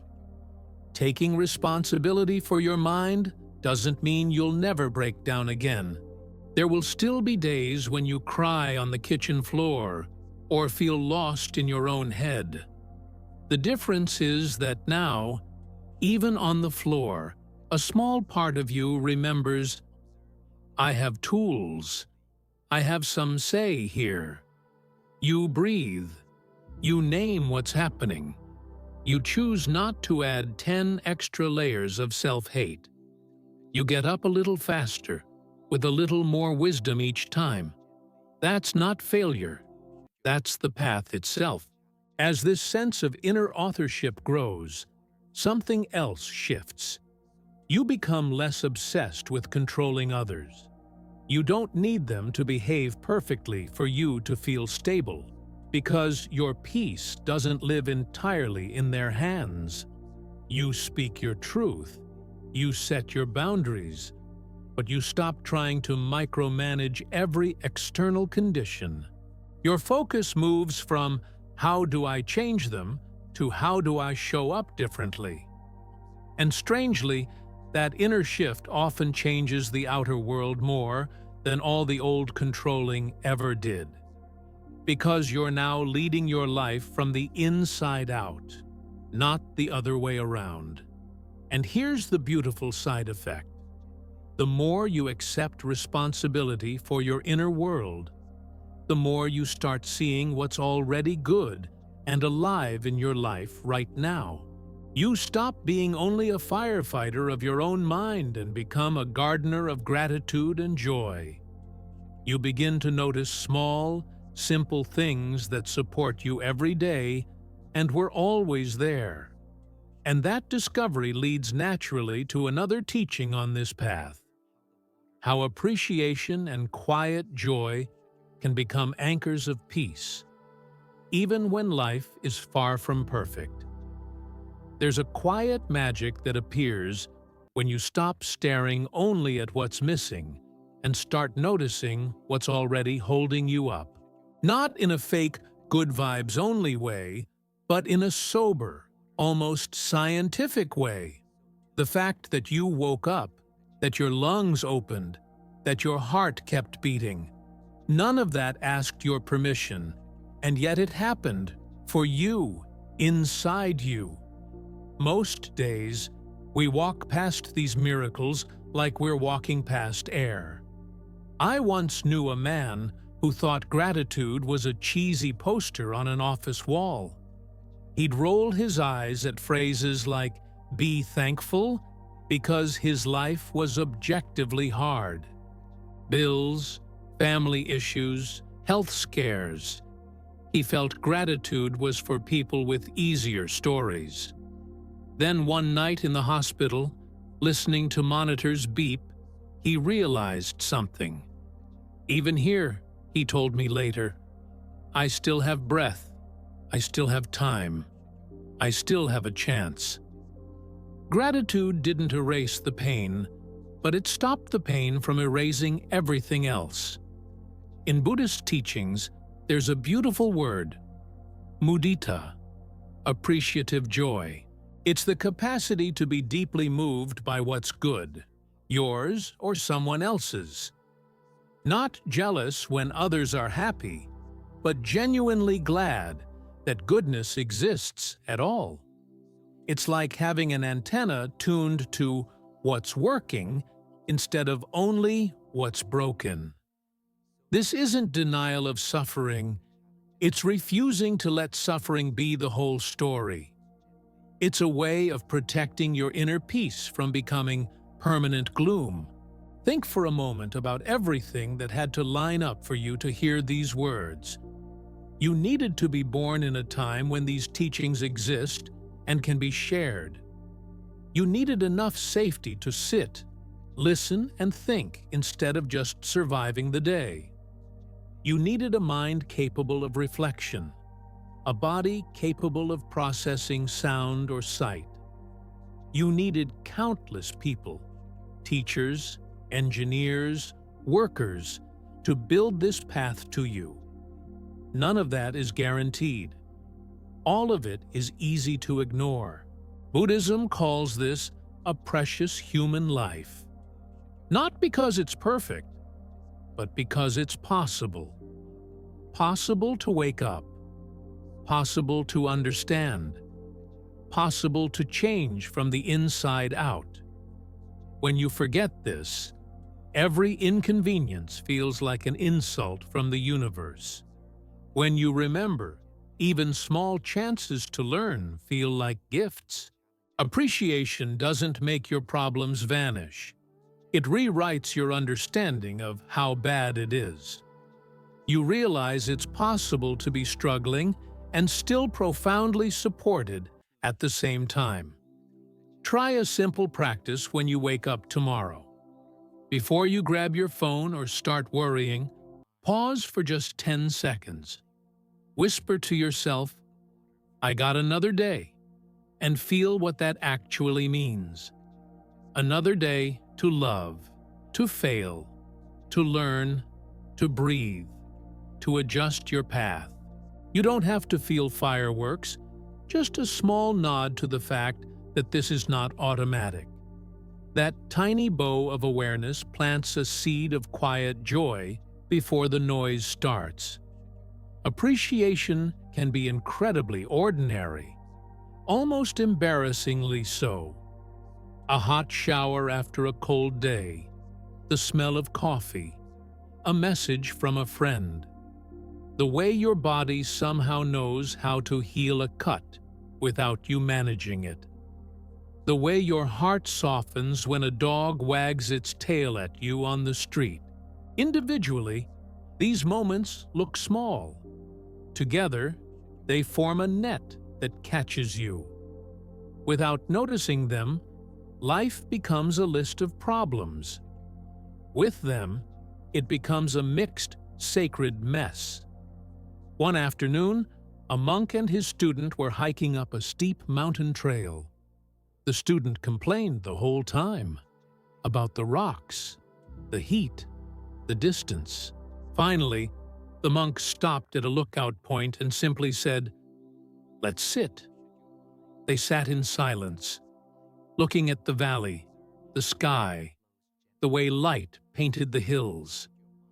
After a while, the monk asked, "Can you see that your suffering is real, but not the whole view?" The student cried, not because the pain vanished, but because he'd been blind to everything else. You can borrow that monk's wisdom in your own life with a quick evening ritual. Before sleeping, think of 3 things that quietly supported you today. Not huge things, small ones, clean water, a safe bed, the fact that you laughed once. Write them down or speak them out loud, like you're naming invisible pillars. You're not pretending the day was perfect. You're acknowledging the full picture. Over time, this shifts your mind from only damage reports to honest, balanced seeing. There's also a special kind of appreciative joy, being happy for other people's happiness. It sounds noble, but let's be honest, it's hard when you're struggling. Your friend finds love, your colleague gets promoted, someone online has it all. The ego wants to say, "Why them and not me?" and quietly tightens your chest. Mudita invites a different move. May their joy be real and lasting. Let my heart be glad it exists. This attitude protects you from the acid of envy that burns inner peace from the inside. You can practice this in very concrete ways. Next time you see someone share good news, notice your first reaction honestly. If there's a pinch of jealousy, don't shame yourself. Just see it. Name it. Then, deliberately add a second reaction. I'm happy this kind of goodness is possible. You're not forcing fake enthusiasm. You're training your mind to celebrate abundance, not scarcity. Bit by bit, you turn other people's joy from a threat into a reminder of what's possible. Gratitude doesn't mean ignoring injustice or accepting abuse. You can be grateful for your breath and still fight for a fairer world. You can appreciate your life and still say, "This situation needs to change." In fact, stable appreciation gives you more energy to act, not less. When you're not drowning in "nothing is ever enough," you have strength to move wisely. Zen peace isn't passive. It's grounded in reality, including what's good and what must improve. Sometimes, Appreciation is simply not taking yourself for granted. Think about how many storms you've already survived. Breakdowns, heartbreaks, nights you thought would never end. Yet here you are, listening, learning, still capable of love and curiosity. You may not have given yourself a single thank you for that endurance. Try looking in the mirror one day and saying, "Thank you for carrying me this far, even imperfectly." It might feel strange at first, but it's one of the most Buddhist things you can do. A lot of people think joy must be loud, dramatic, and Instagrammable.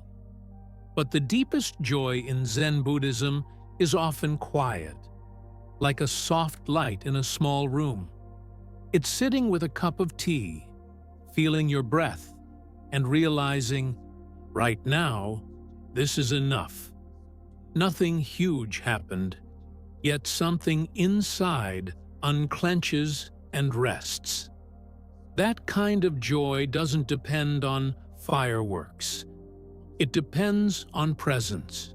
And presence is available in traffic, in a laundromat, in a small apartment at midnight. As appreciation grows, you'll notice your mind becoming less obsessed with what you lack.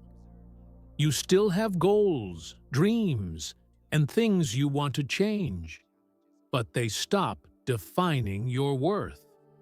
You move from "I'll be okay when" to "there are pieces of okay here already, even as I work." This shift is subtle but revolutionary for inner peace and stability. It means your nervous system isn't constantly living in the future, begging for rescue. It's learning to refuel right where you are, even if the journey is still long. And here's the beautiful twist. The more you train your eyes to see what's supporting you, the more you also see the places inside that still need healing and transformation. Not from a place of self-hate, but from a place of respect for this rare life you've been given. You start thinking, if this life is so precious, how do I want to shape it from here?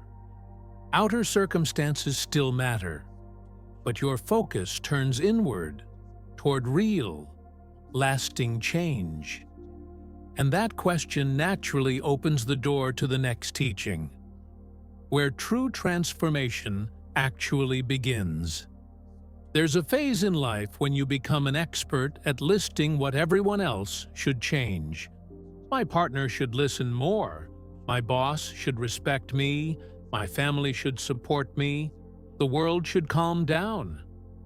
It's almost like carrying a clipboard in your mind, scoring everyone's performance, but never turning the pen toward yourself. The problem is that this posture feels powerful, but secretly keeps you trapped and powerless. Because if your peace depends on them changing first, you've handed your inner stability to people who don't even know it. At some point, a deeper question appears. What if the real revolution starts inside me? I remember a guy who swore his life would finally work when people stopped being idiots.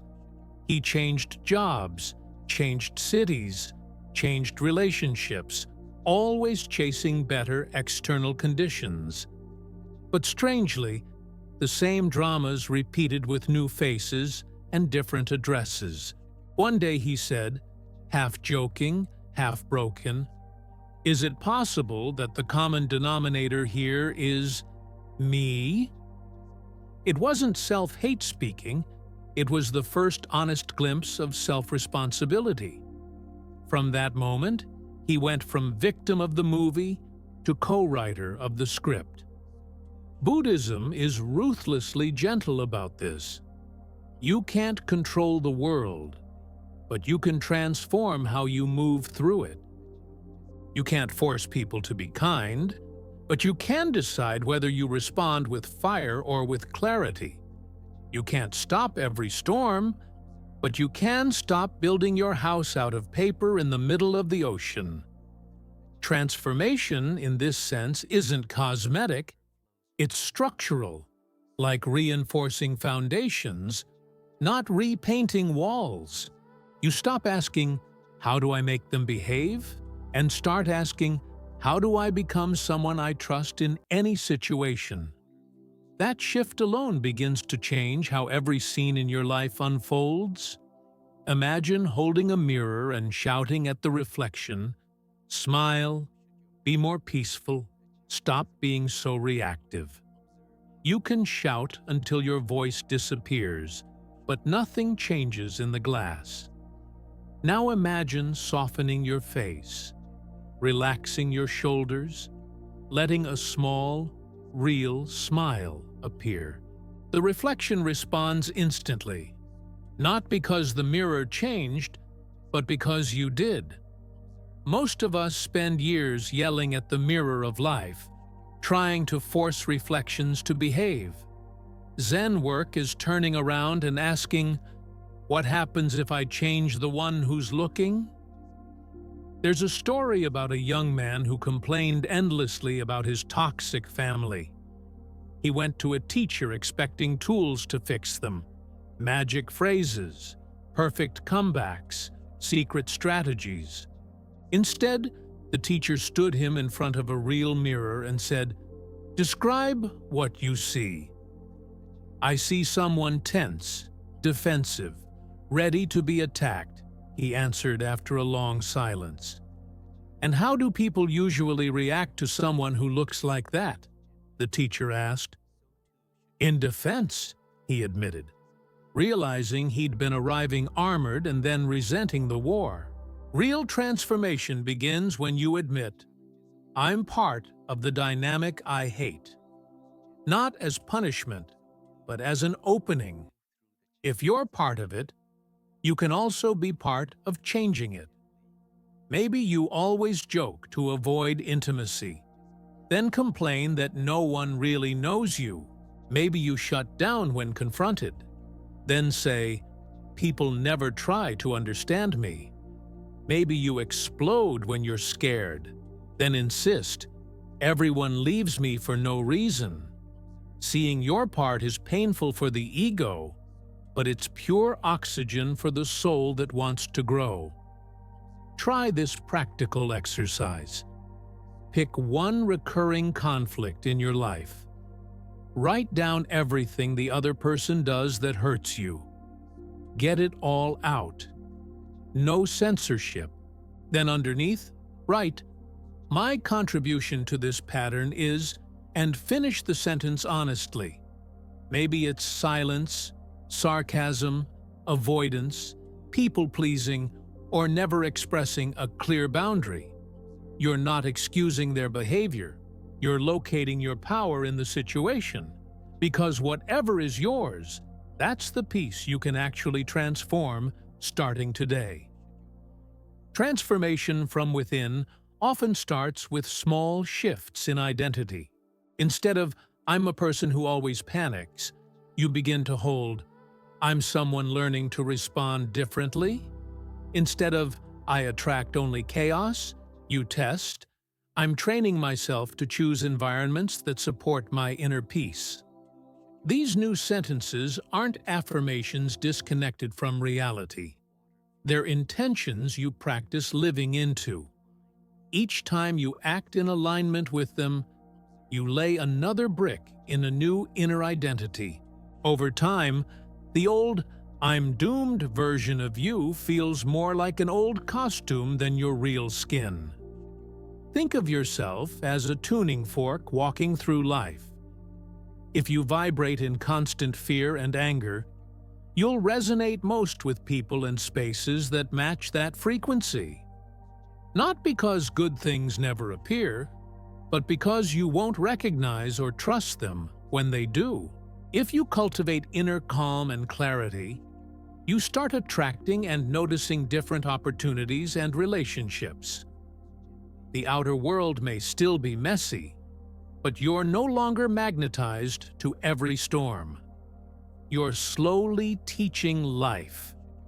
"This is how I show up now. Send me what aligns with this." One woman I worked with decided to practice one simple inner transformation, speaking honestly but calmly. She had spent years either staying silent or exploding, then feeling guilty and misunderstood. Her new rule became, "I'll say what I need, without shouting and without apologizing for existing."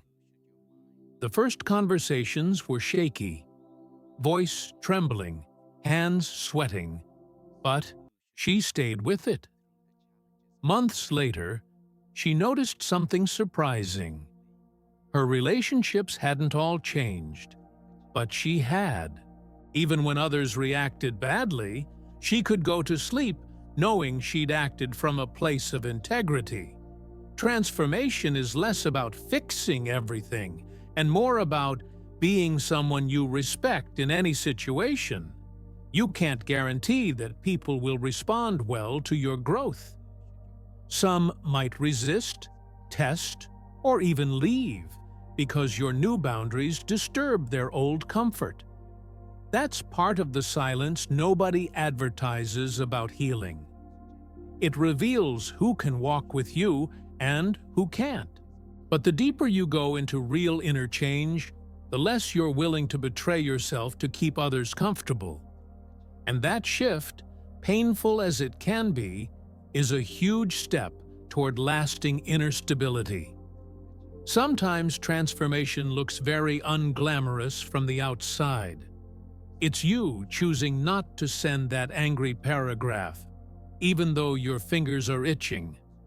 It's you going to bed instead of doom scrolling until 3 a.m. because your mind deserves rest. It's you apologizing without excuses when you're wrong, instead of defending a broken position.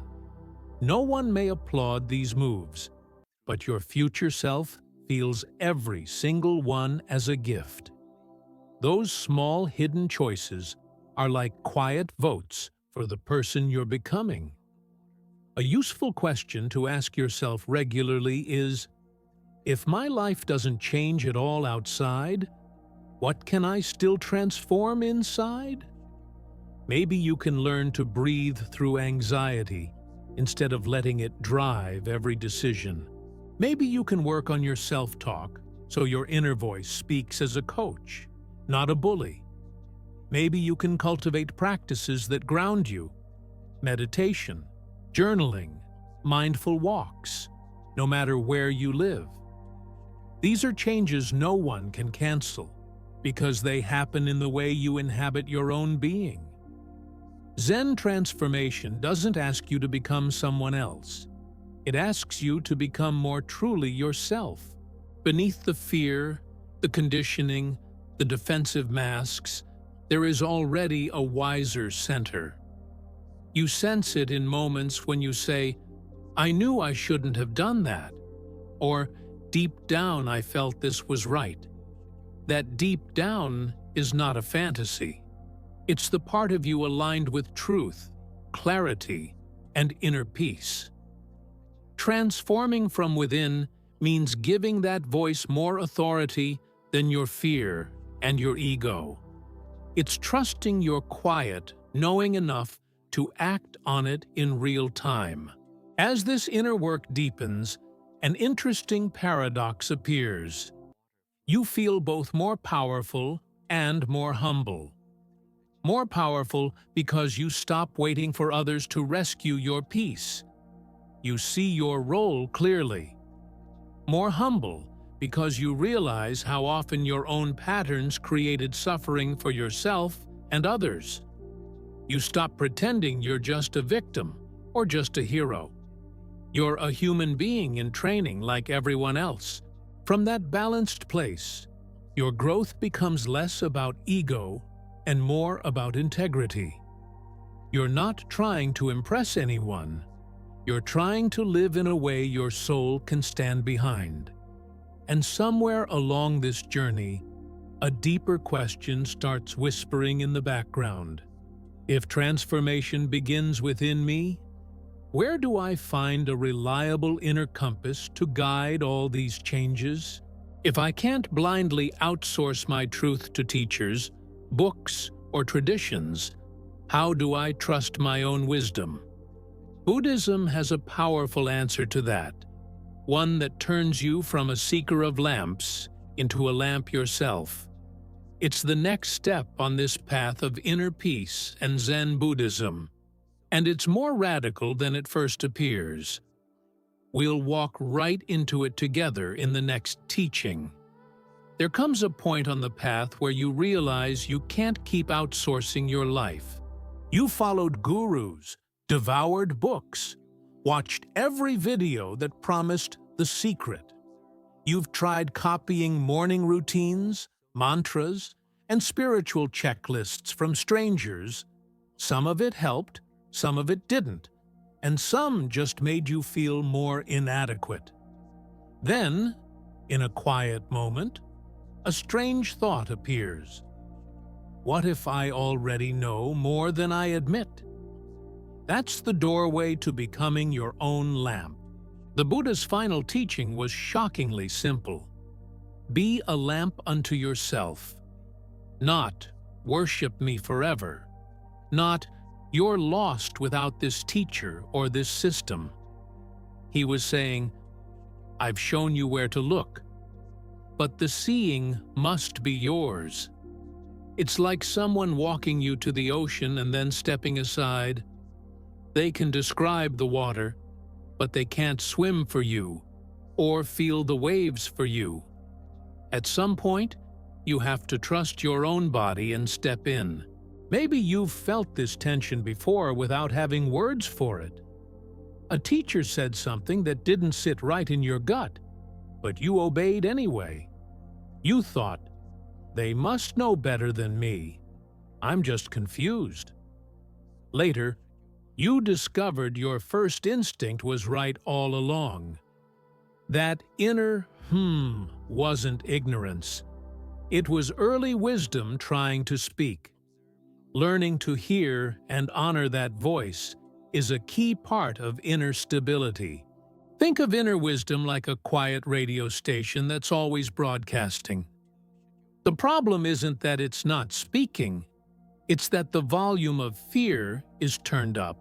Fear shouts, don't risk it, don't change, don't upset anyone, don't trust yourself.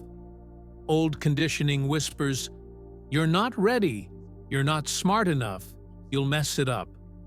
Underneath all that noise, there's a calmer signal saying, this feels true, or this feels off. Your job isn't to invent that station, it's to clear the static so you can hear it. One woman told me she'd spent years hopping from method to method, always starting over. Every new teacher seemed to have the missing piece she desperately needed.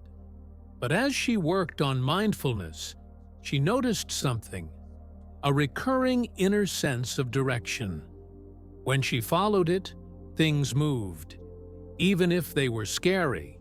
When she ignored it, she felt small. One day she said, I think the real method is learning to trust this quiet compass inside.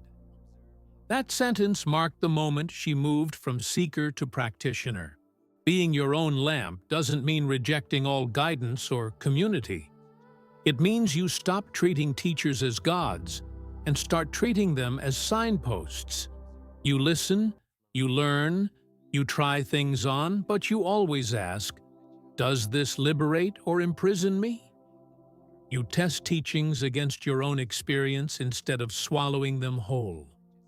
If a practice makes you more fearful, more rigid, more disconnected from yourself, you notice. You're allowed to say, this doesn't feel like truth in my bones, and walk away. A useful question to carry with you is, how does this feel in my body? Not, does this sound impressive? Or, will people approve if I do this? When something is aligned, there's usually a subtle sense of expansion inside. The breath moves a little easier. The chest feels a bit more open, even if you're scared. When something is off, there's contraction, tight jaw, heavy stomach, shallow breathing. Your body often recognizes what your mind hasn't dared to admit yet. You don't have to wait until you're perfectly calm to practice this discernment. Try it on small decisions first: a social invitation, a project, a conversation you're considering. Sit for a minute, breathe, and imagine saying yes, then no to each one.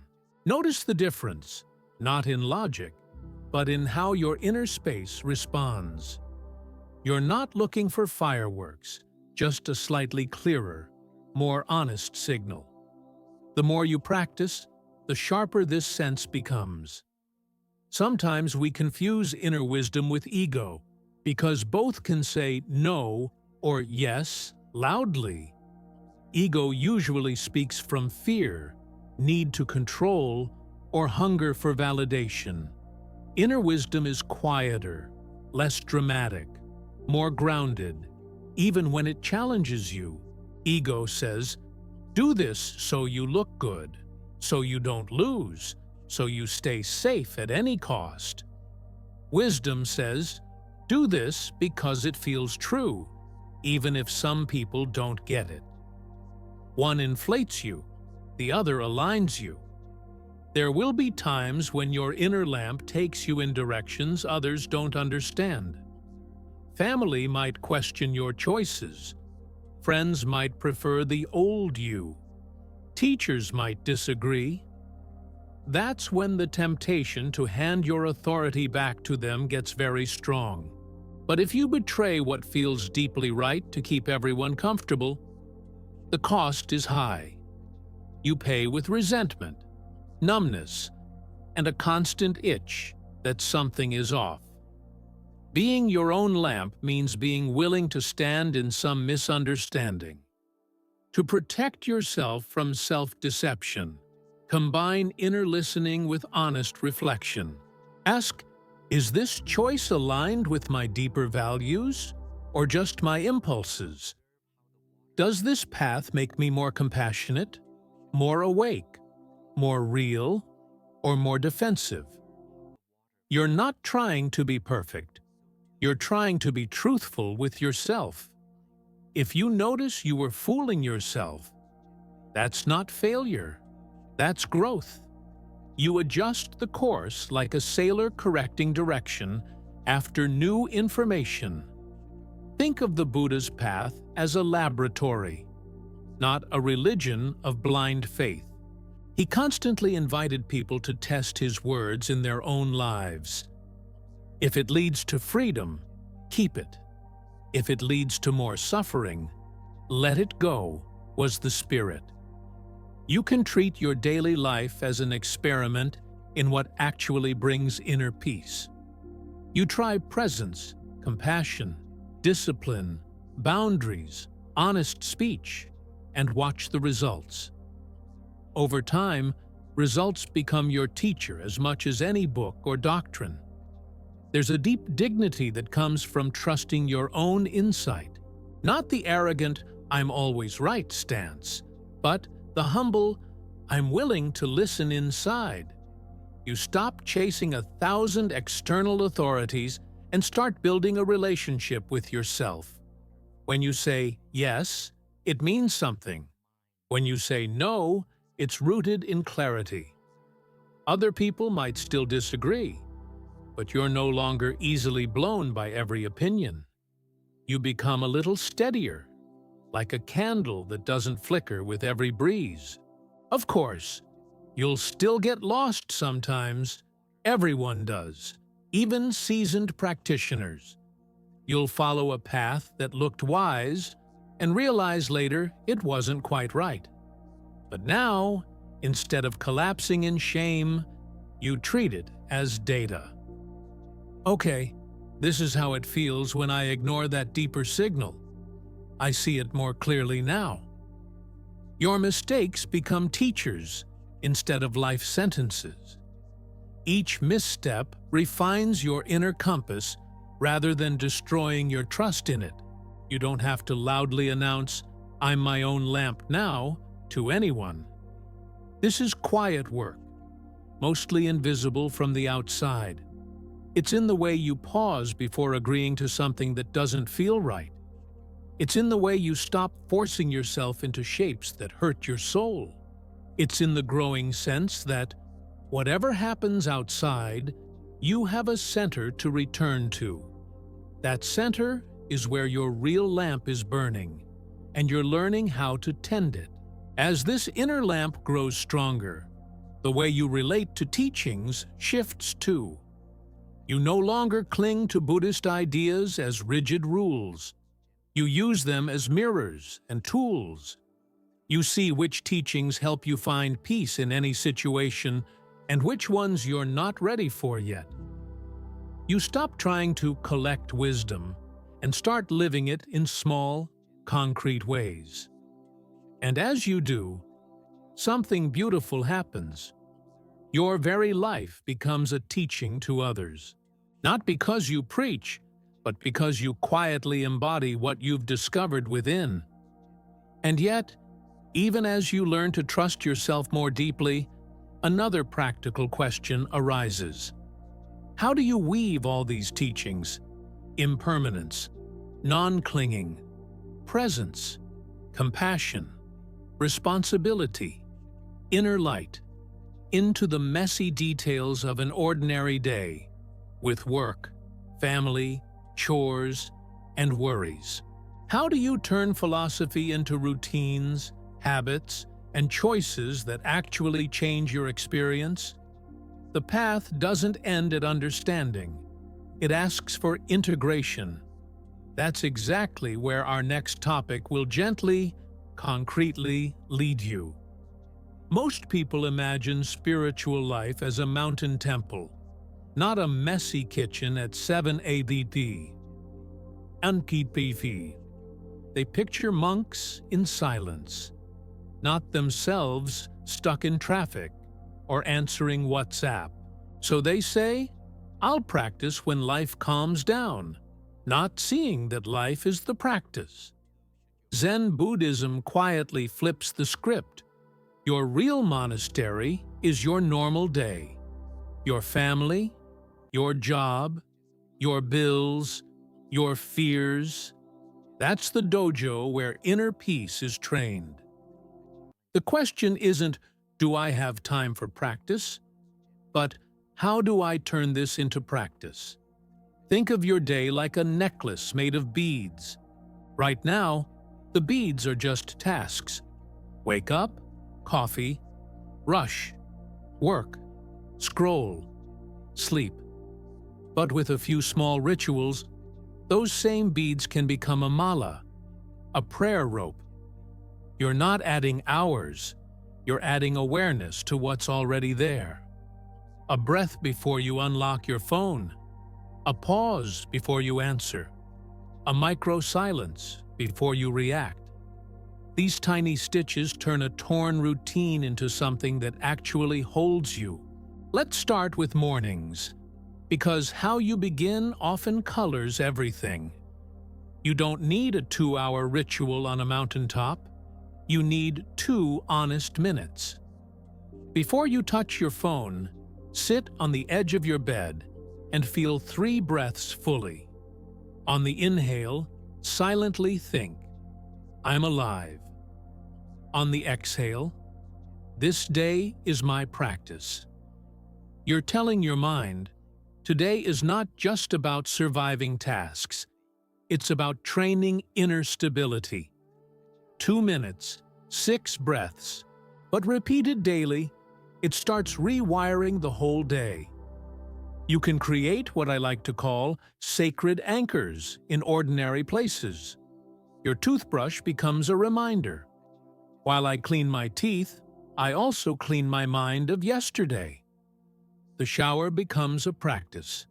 Feel the water and imagine stress washing off your shoulders. The first sip of coffee or tea is a bell of mindfulness. In this moment, nothing is missing. You're not doing new things. You're doing old things in a new way, awake instead of asleep. That's how Zen sneaks into a busy life without asking for permission. Work is one of the best training grounds if you use it consciously. Before opening your email or starting a task, take 10 seconds to check in. Ask, what state of mind am I bringing into this next hour? Panic or presence? If it's panic, acknowledge it, breathe once, and gently set an intention. Calm and clarity.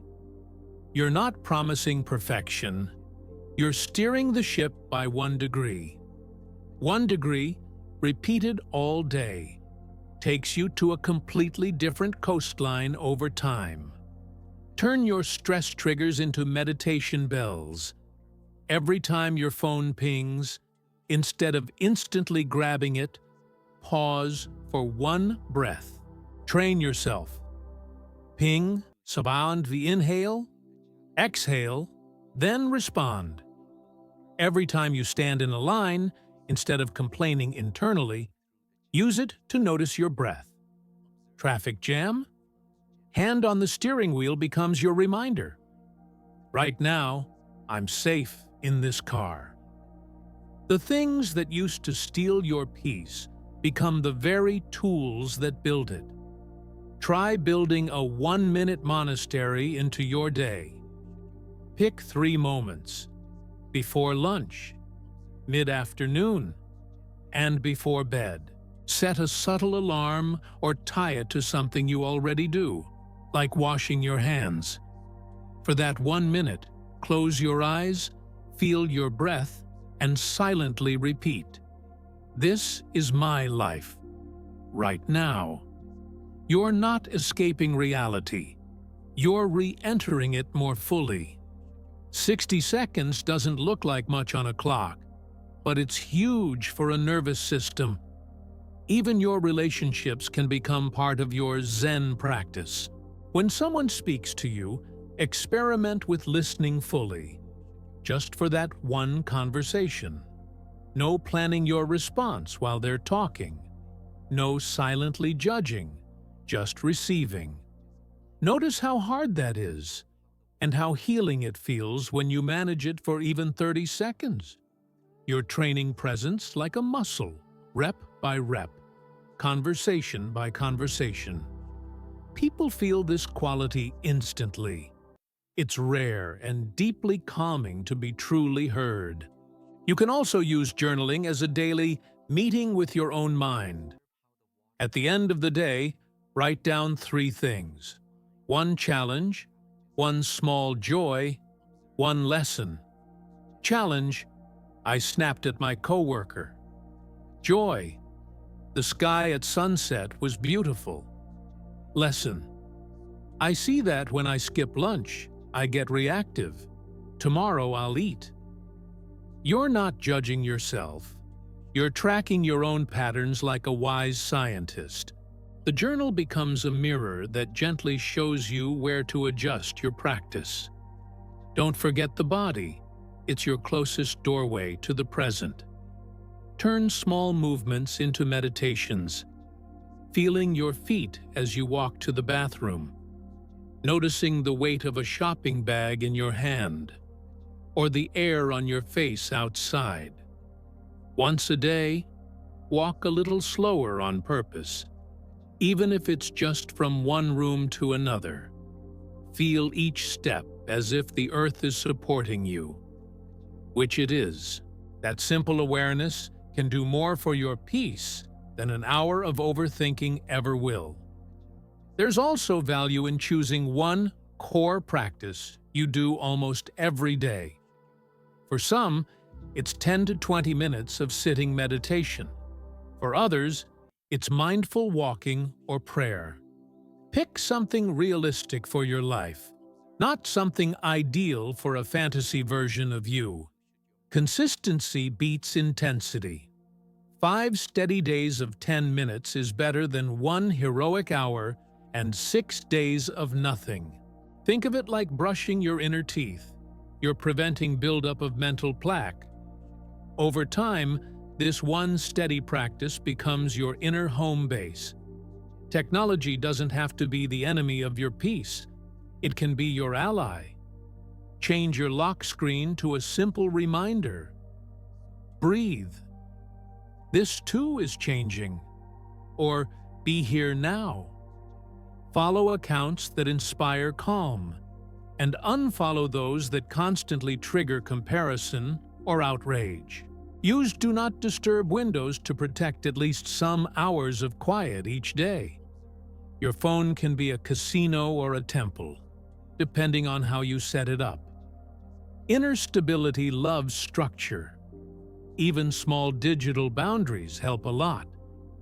Be patient with yourself when you forget all of this and get lost in chaos. There will be days when you only remember your practice after you've already reacted badly. That's okay. The moment you remember is itself a moment of awakening. Instead of saying, "I'm terrible at this," try, "I woke up just now. Good, I'm back." Every return strengthens the path back home to your center. In Zen, falling off the horse isn't failure. Refusing to remount is. It helps to see your life as a long training, not a quick project. Some seasons you'll be more devoted. Others, survival will be all you can manage. The point isn't a perfect streak. It's a sincere direction. You keep turning, again and again, toward practices that give you more inner peace, not less. Every small choice in that direction is a vote for the future you want to inhabit. Those votes add up quietly while no one is watching, including you. And remember, integrating these teachings doesn't mean doing it all alone in silence. There's a deep strength in walking with others who are also learning to find peace in any situation. People who speak the same inner language of mindfulness, compassion, and responsibility. Community doesn't replace your work, but it makes the road less lonely and more stable, which naturally leads us to one final piece of this journey: what it means to walk this path with others and keep returning to peace, again and again. There's a quiet relief in discovering you don't have to walk this path alone. For a long time, you may have thought your questions were strange. Your pain was unique. You looked around and saw everyone pretending to be fine, so you wore the same mask. But deep inside, you wondered, is anyone else exhausted from holding it all together? Zen Buddhism reminds you, every human heart is carrying something heavy, even if it smiles. When you see that, you stop feeling like the only broken piece in a perfect puzzle. Imagine a small group sitting on cushions in a simple room. Different ages, different stories, same silent question in their eyes. How do I find peace? No one wears a sign listing their traumas, yet everyone is there for the same inner reason. As they breathe together, something invisible becomes shared: courage, hope, vulnerability. That's what Buddhists call Sangha, a community of practice, and it's more powerful than it looks. It's like discovering you've been climbing in the dark and finally finding others with lanterns. Community doesn't always look like a temple or a retreat center, though. Sometimes it's a friend you can message at 2 a.m. who won't judge your meltdown. Sometimes it's a comment section where strangers say, "I feel this too. I thought it was just me." Sometimes it's a podcast, a video, a book that feels like someone holding your hand in the dark. Your Sangha can be scattered across cities and screens, yet still be real. The key is having people and spaces that remind you of who you're trying to become. A powerful shift happens when you stop asking, "Who understands me perfectly?" and start asking, "Who helps me remember my better self?" You realize you don't need perfect agreement to feel supported. You need people who respect your effort to live with more awareness and compassion. People who don't laugh when you say, "I'm trying to respond instead of reacting." Those are the companions that make inner stability more than just a theory in your head. Of course, community can trigger you just as much as it heals you. Practice groups, families, friendships. They all bring your patterns to the surface. The impulse to compete, to compare, to judge, to withdraw when you feel vulnerable. You might think, if I were truly peaceful, these people wouldn't bother me. But Zen flips that. The irritation is not proof you're failing. It's proof you're seeing. Every trigger is another chance to bring the teachings from theory into lived reality. There's a story about a monk who asked his teacher, "Where can I find the best place to practice?"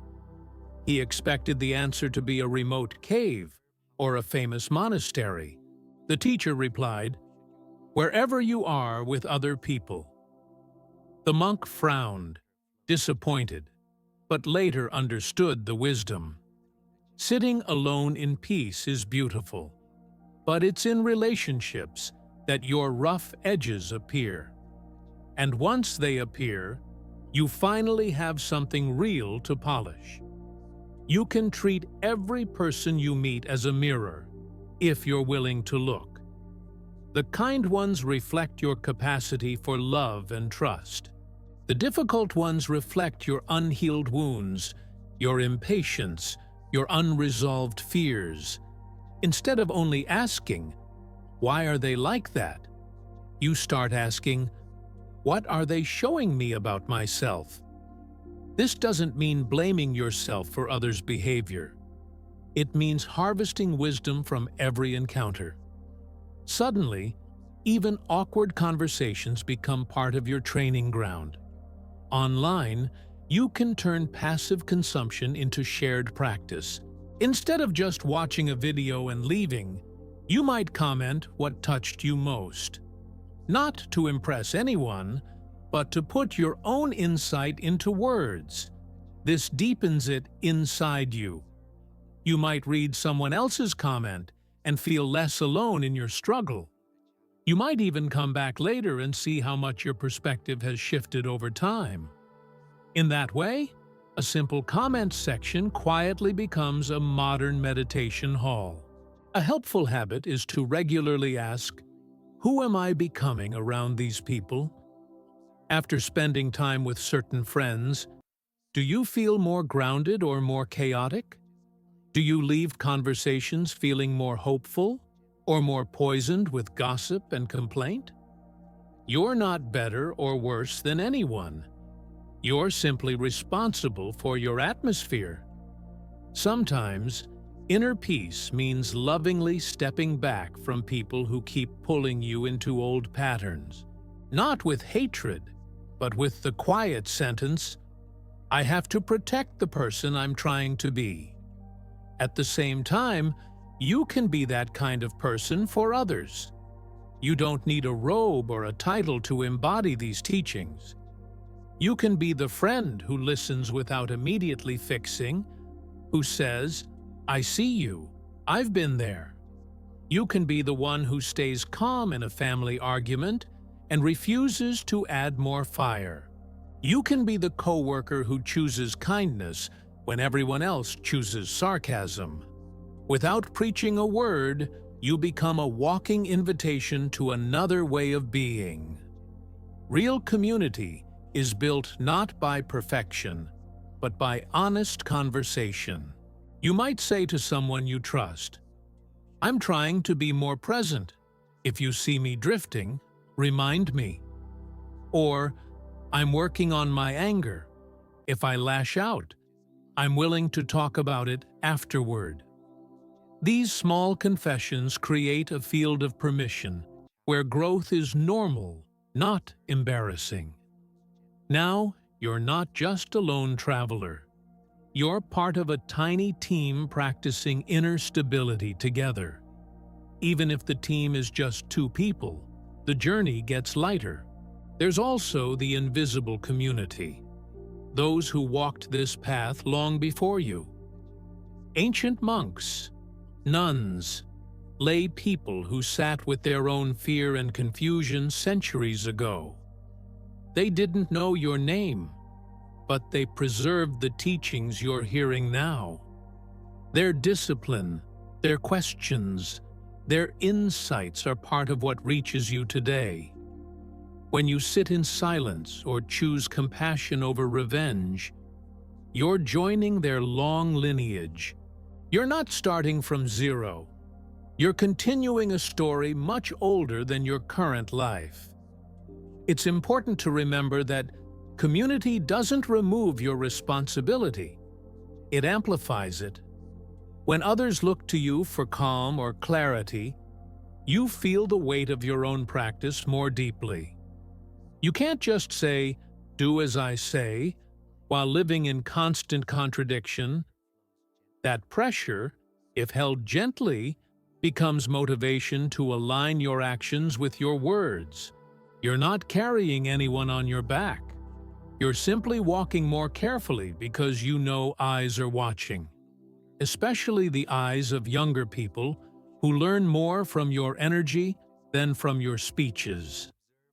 All along this path, there will be times you drift away from practice. You'll forget the breath, forget the teachings, forget that peace is even possible. That's when community, visible or invisible, can bring you back. A line you once heard might echo in your mind at just the right moment. A friend's message or a video like this might land in your feed when you need it most. These are all gentle reminders. Hey, you know the way home. Come back. Over time, you start to see that the path was never really mine or yours. We are all learning how to find peace in situations that scare us, break us, or confuse us.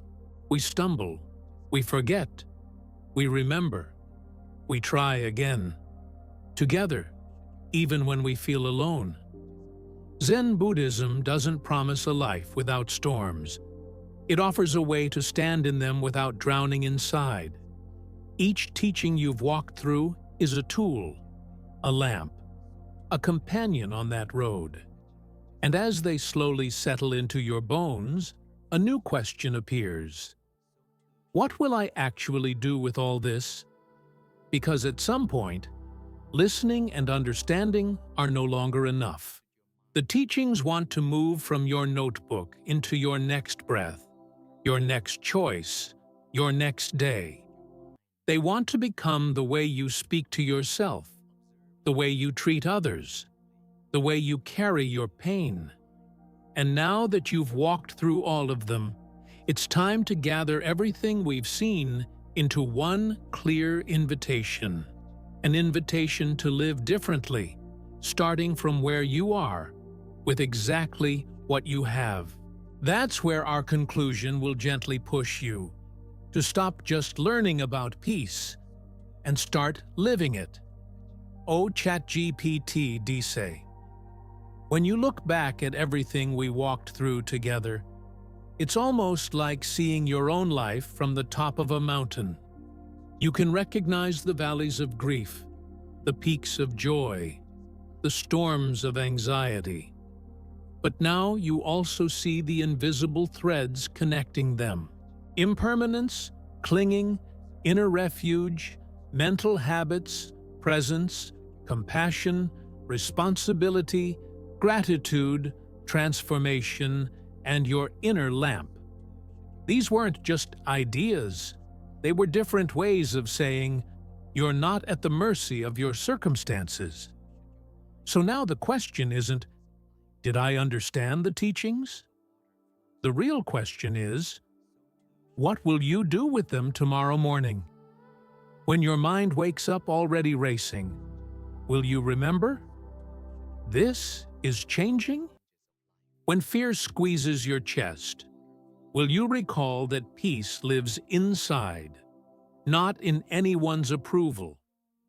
When anger or resentment rises, will you notice the thought and choose not to let it lead the show? This is where your life quietly separates from the version of you that stays the same. You don't need to master all 10 teachings.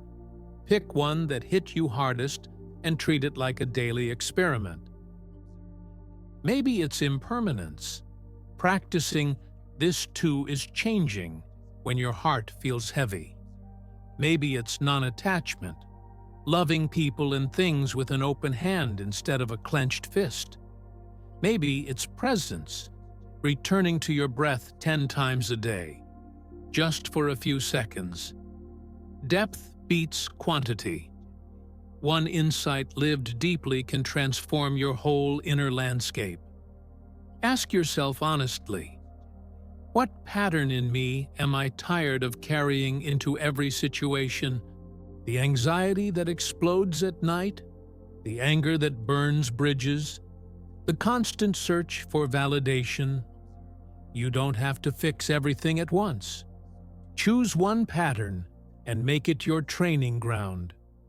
Every time it appears, instead of saying, "That's just how I am," say, "This is my practice."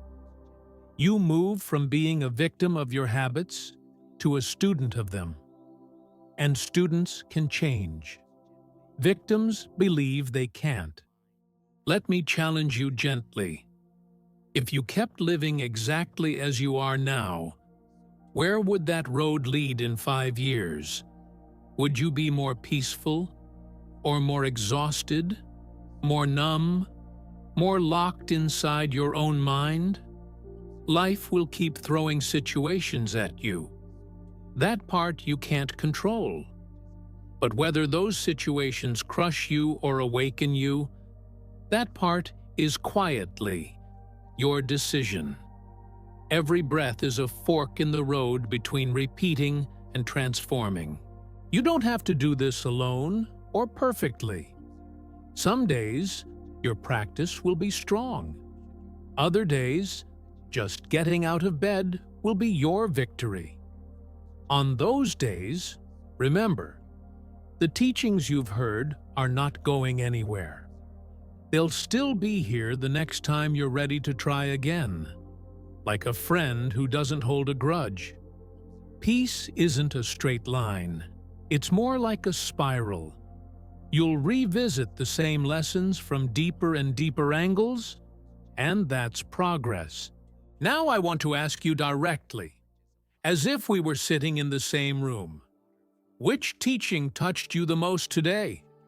Which story made you think, "That's me. That's exactly what I do"?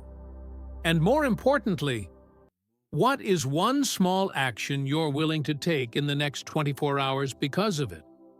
Write it down, say it out loud, share it in the comments. Make it real, not just mental.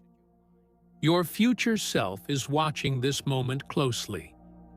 You came here looking for peace in any situation. That peace won't appear because you watched a long video. It appears when you start practicing what you heard. When life disappoints you and you breathe instead of collapsing. When someone hurts you and you choose boundaries and compassion instead of poison.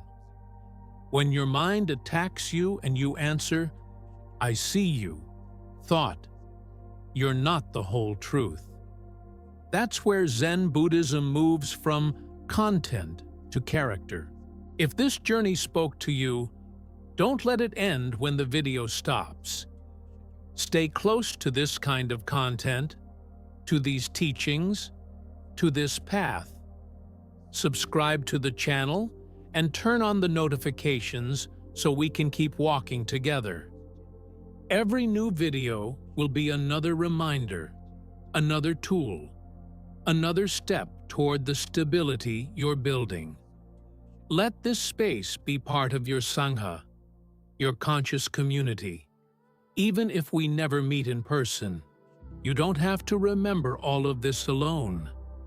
Let the channel remember with you. Before we close, I want to leave you with a blessing and a question. The blessing: may you discover, again and again, that the peace you're chasing outside has been quietly waiting for you inside. Beneath the noise, beneath the fear. The question: when the next difficult situation arrives, and it will you react like you always did? Or will you pause, breathe, and choose one of these teachings instead? That tiny pause may become the moment your whole story begins to change. If you felt something shift inside you during this video, even just a little, honor that. Don't rush to the next distraction yet. Sit with it. Breathe with it. Let it sink into your bones. And if you want to keep growing, keep questioning, keep awakening, hit subscribe, activate the notifications, and stay close. This is just the beginning of our path together. Until the next video, may you remember, whatever you're facing, you are not alone. And peace is not far away. It's closer than your next breath, waiting for you to notice it.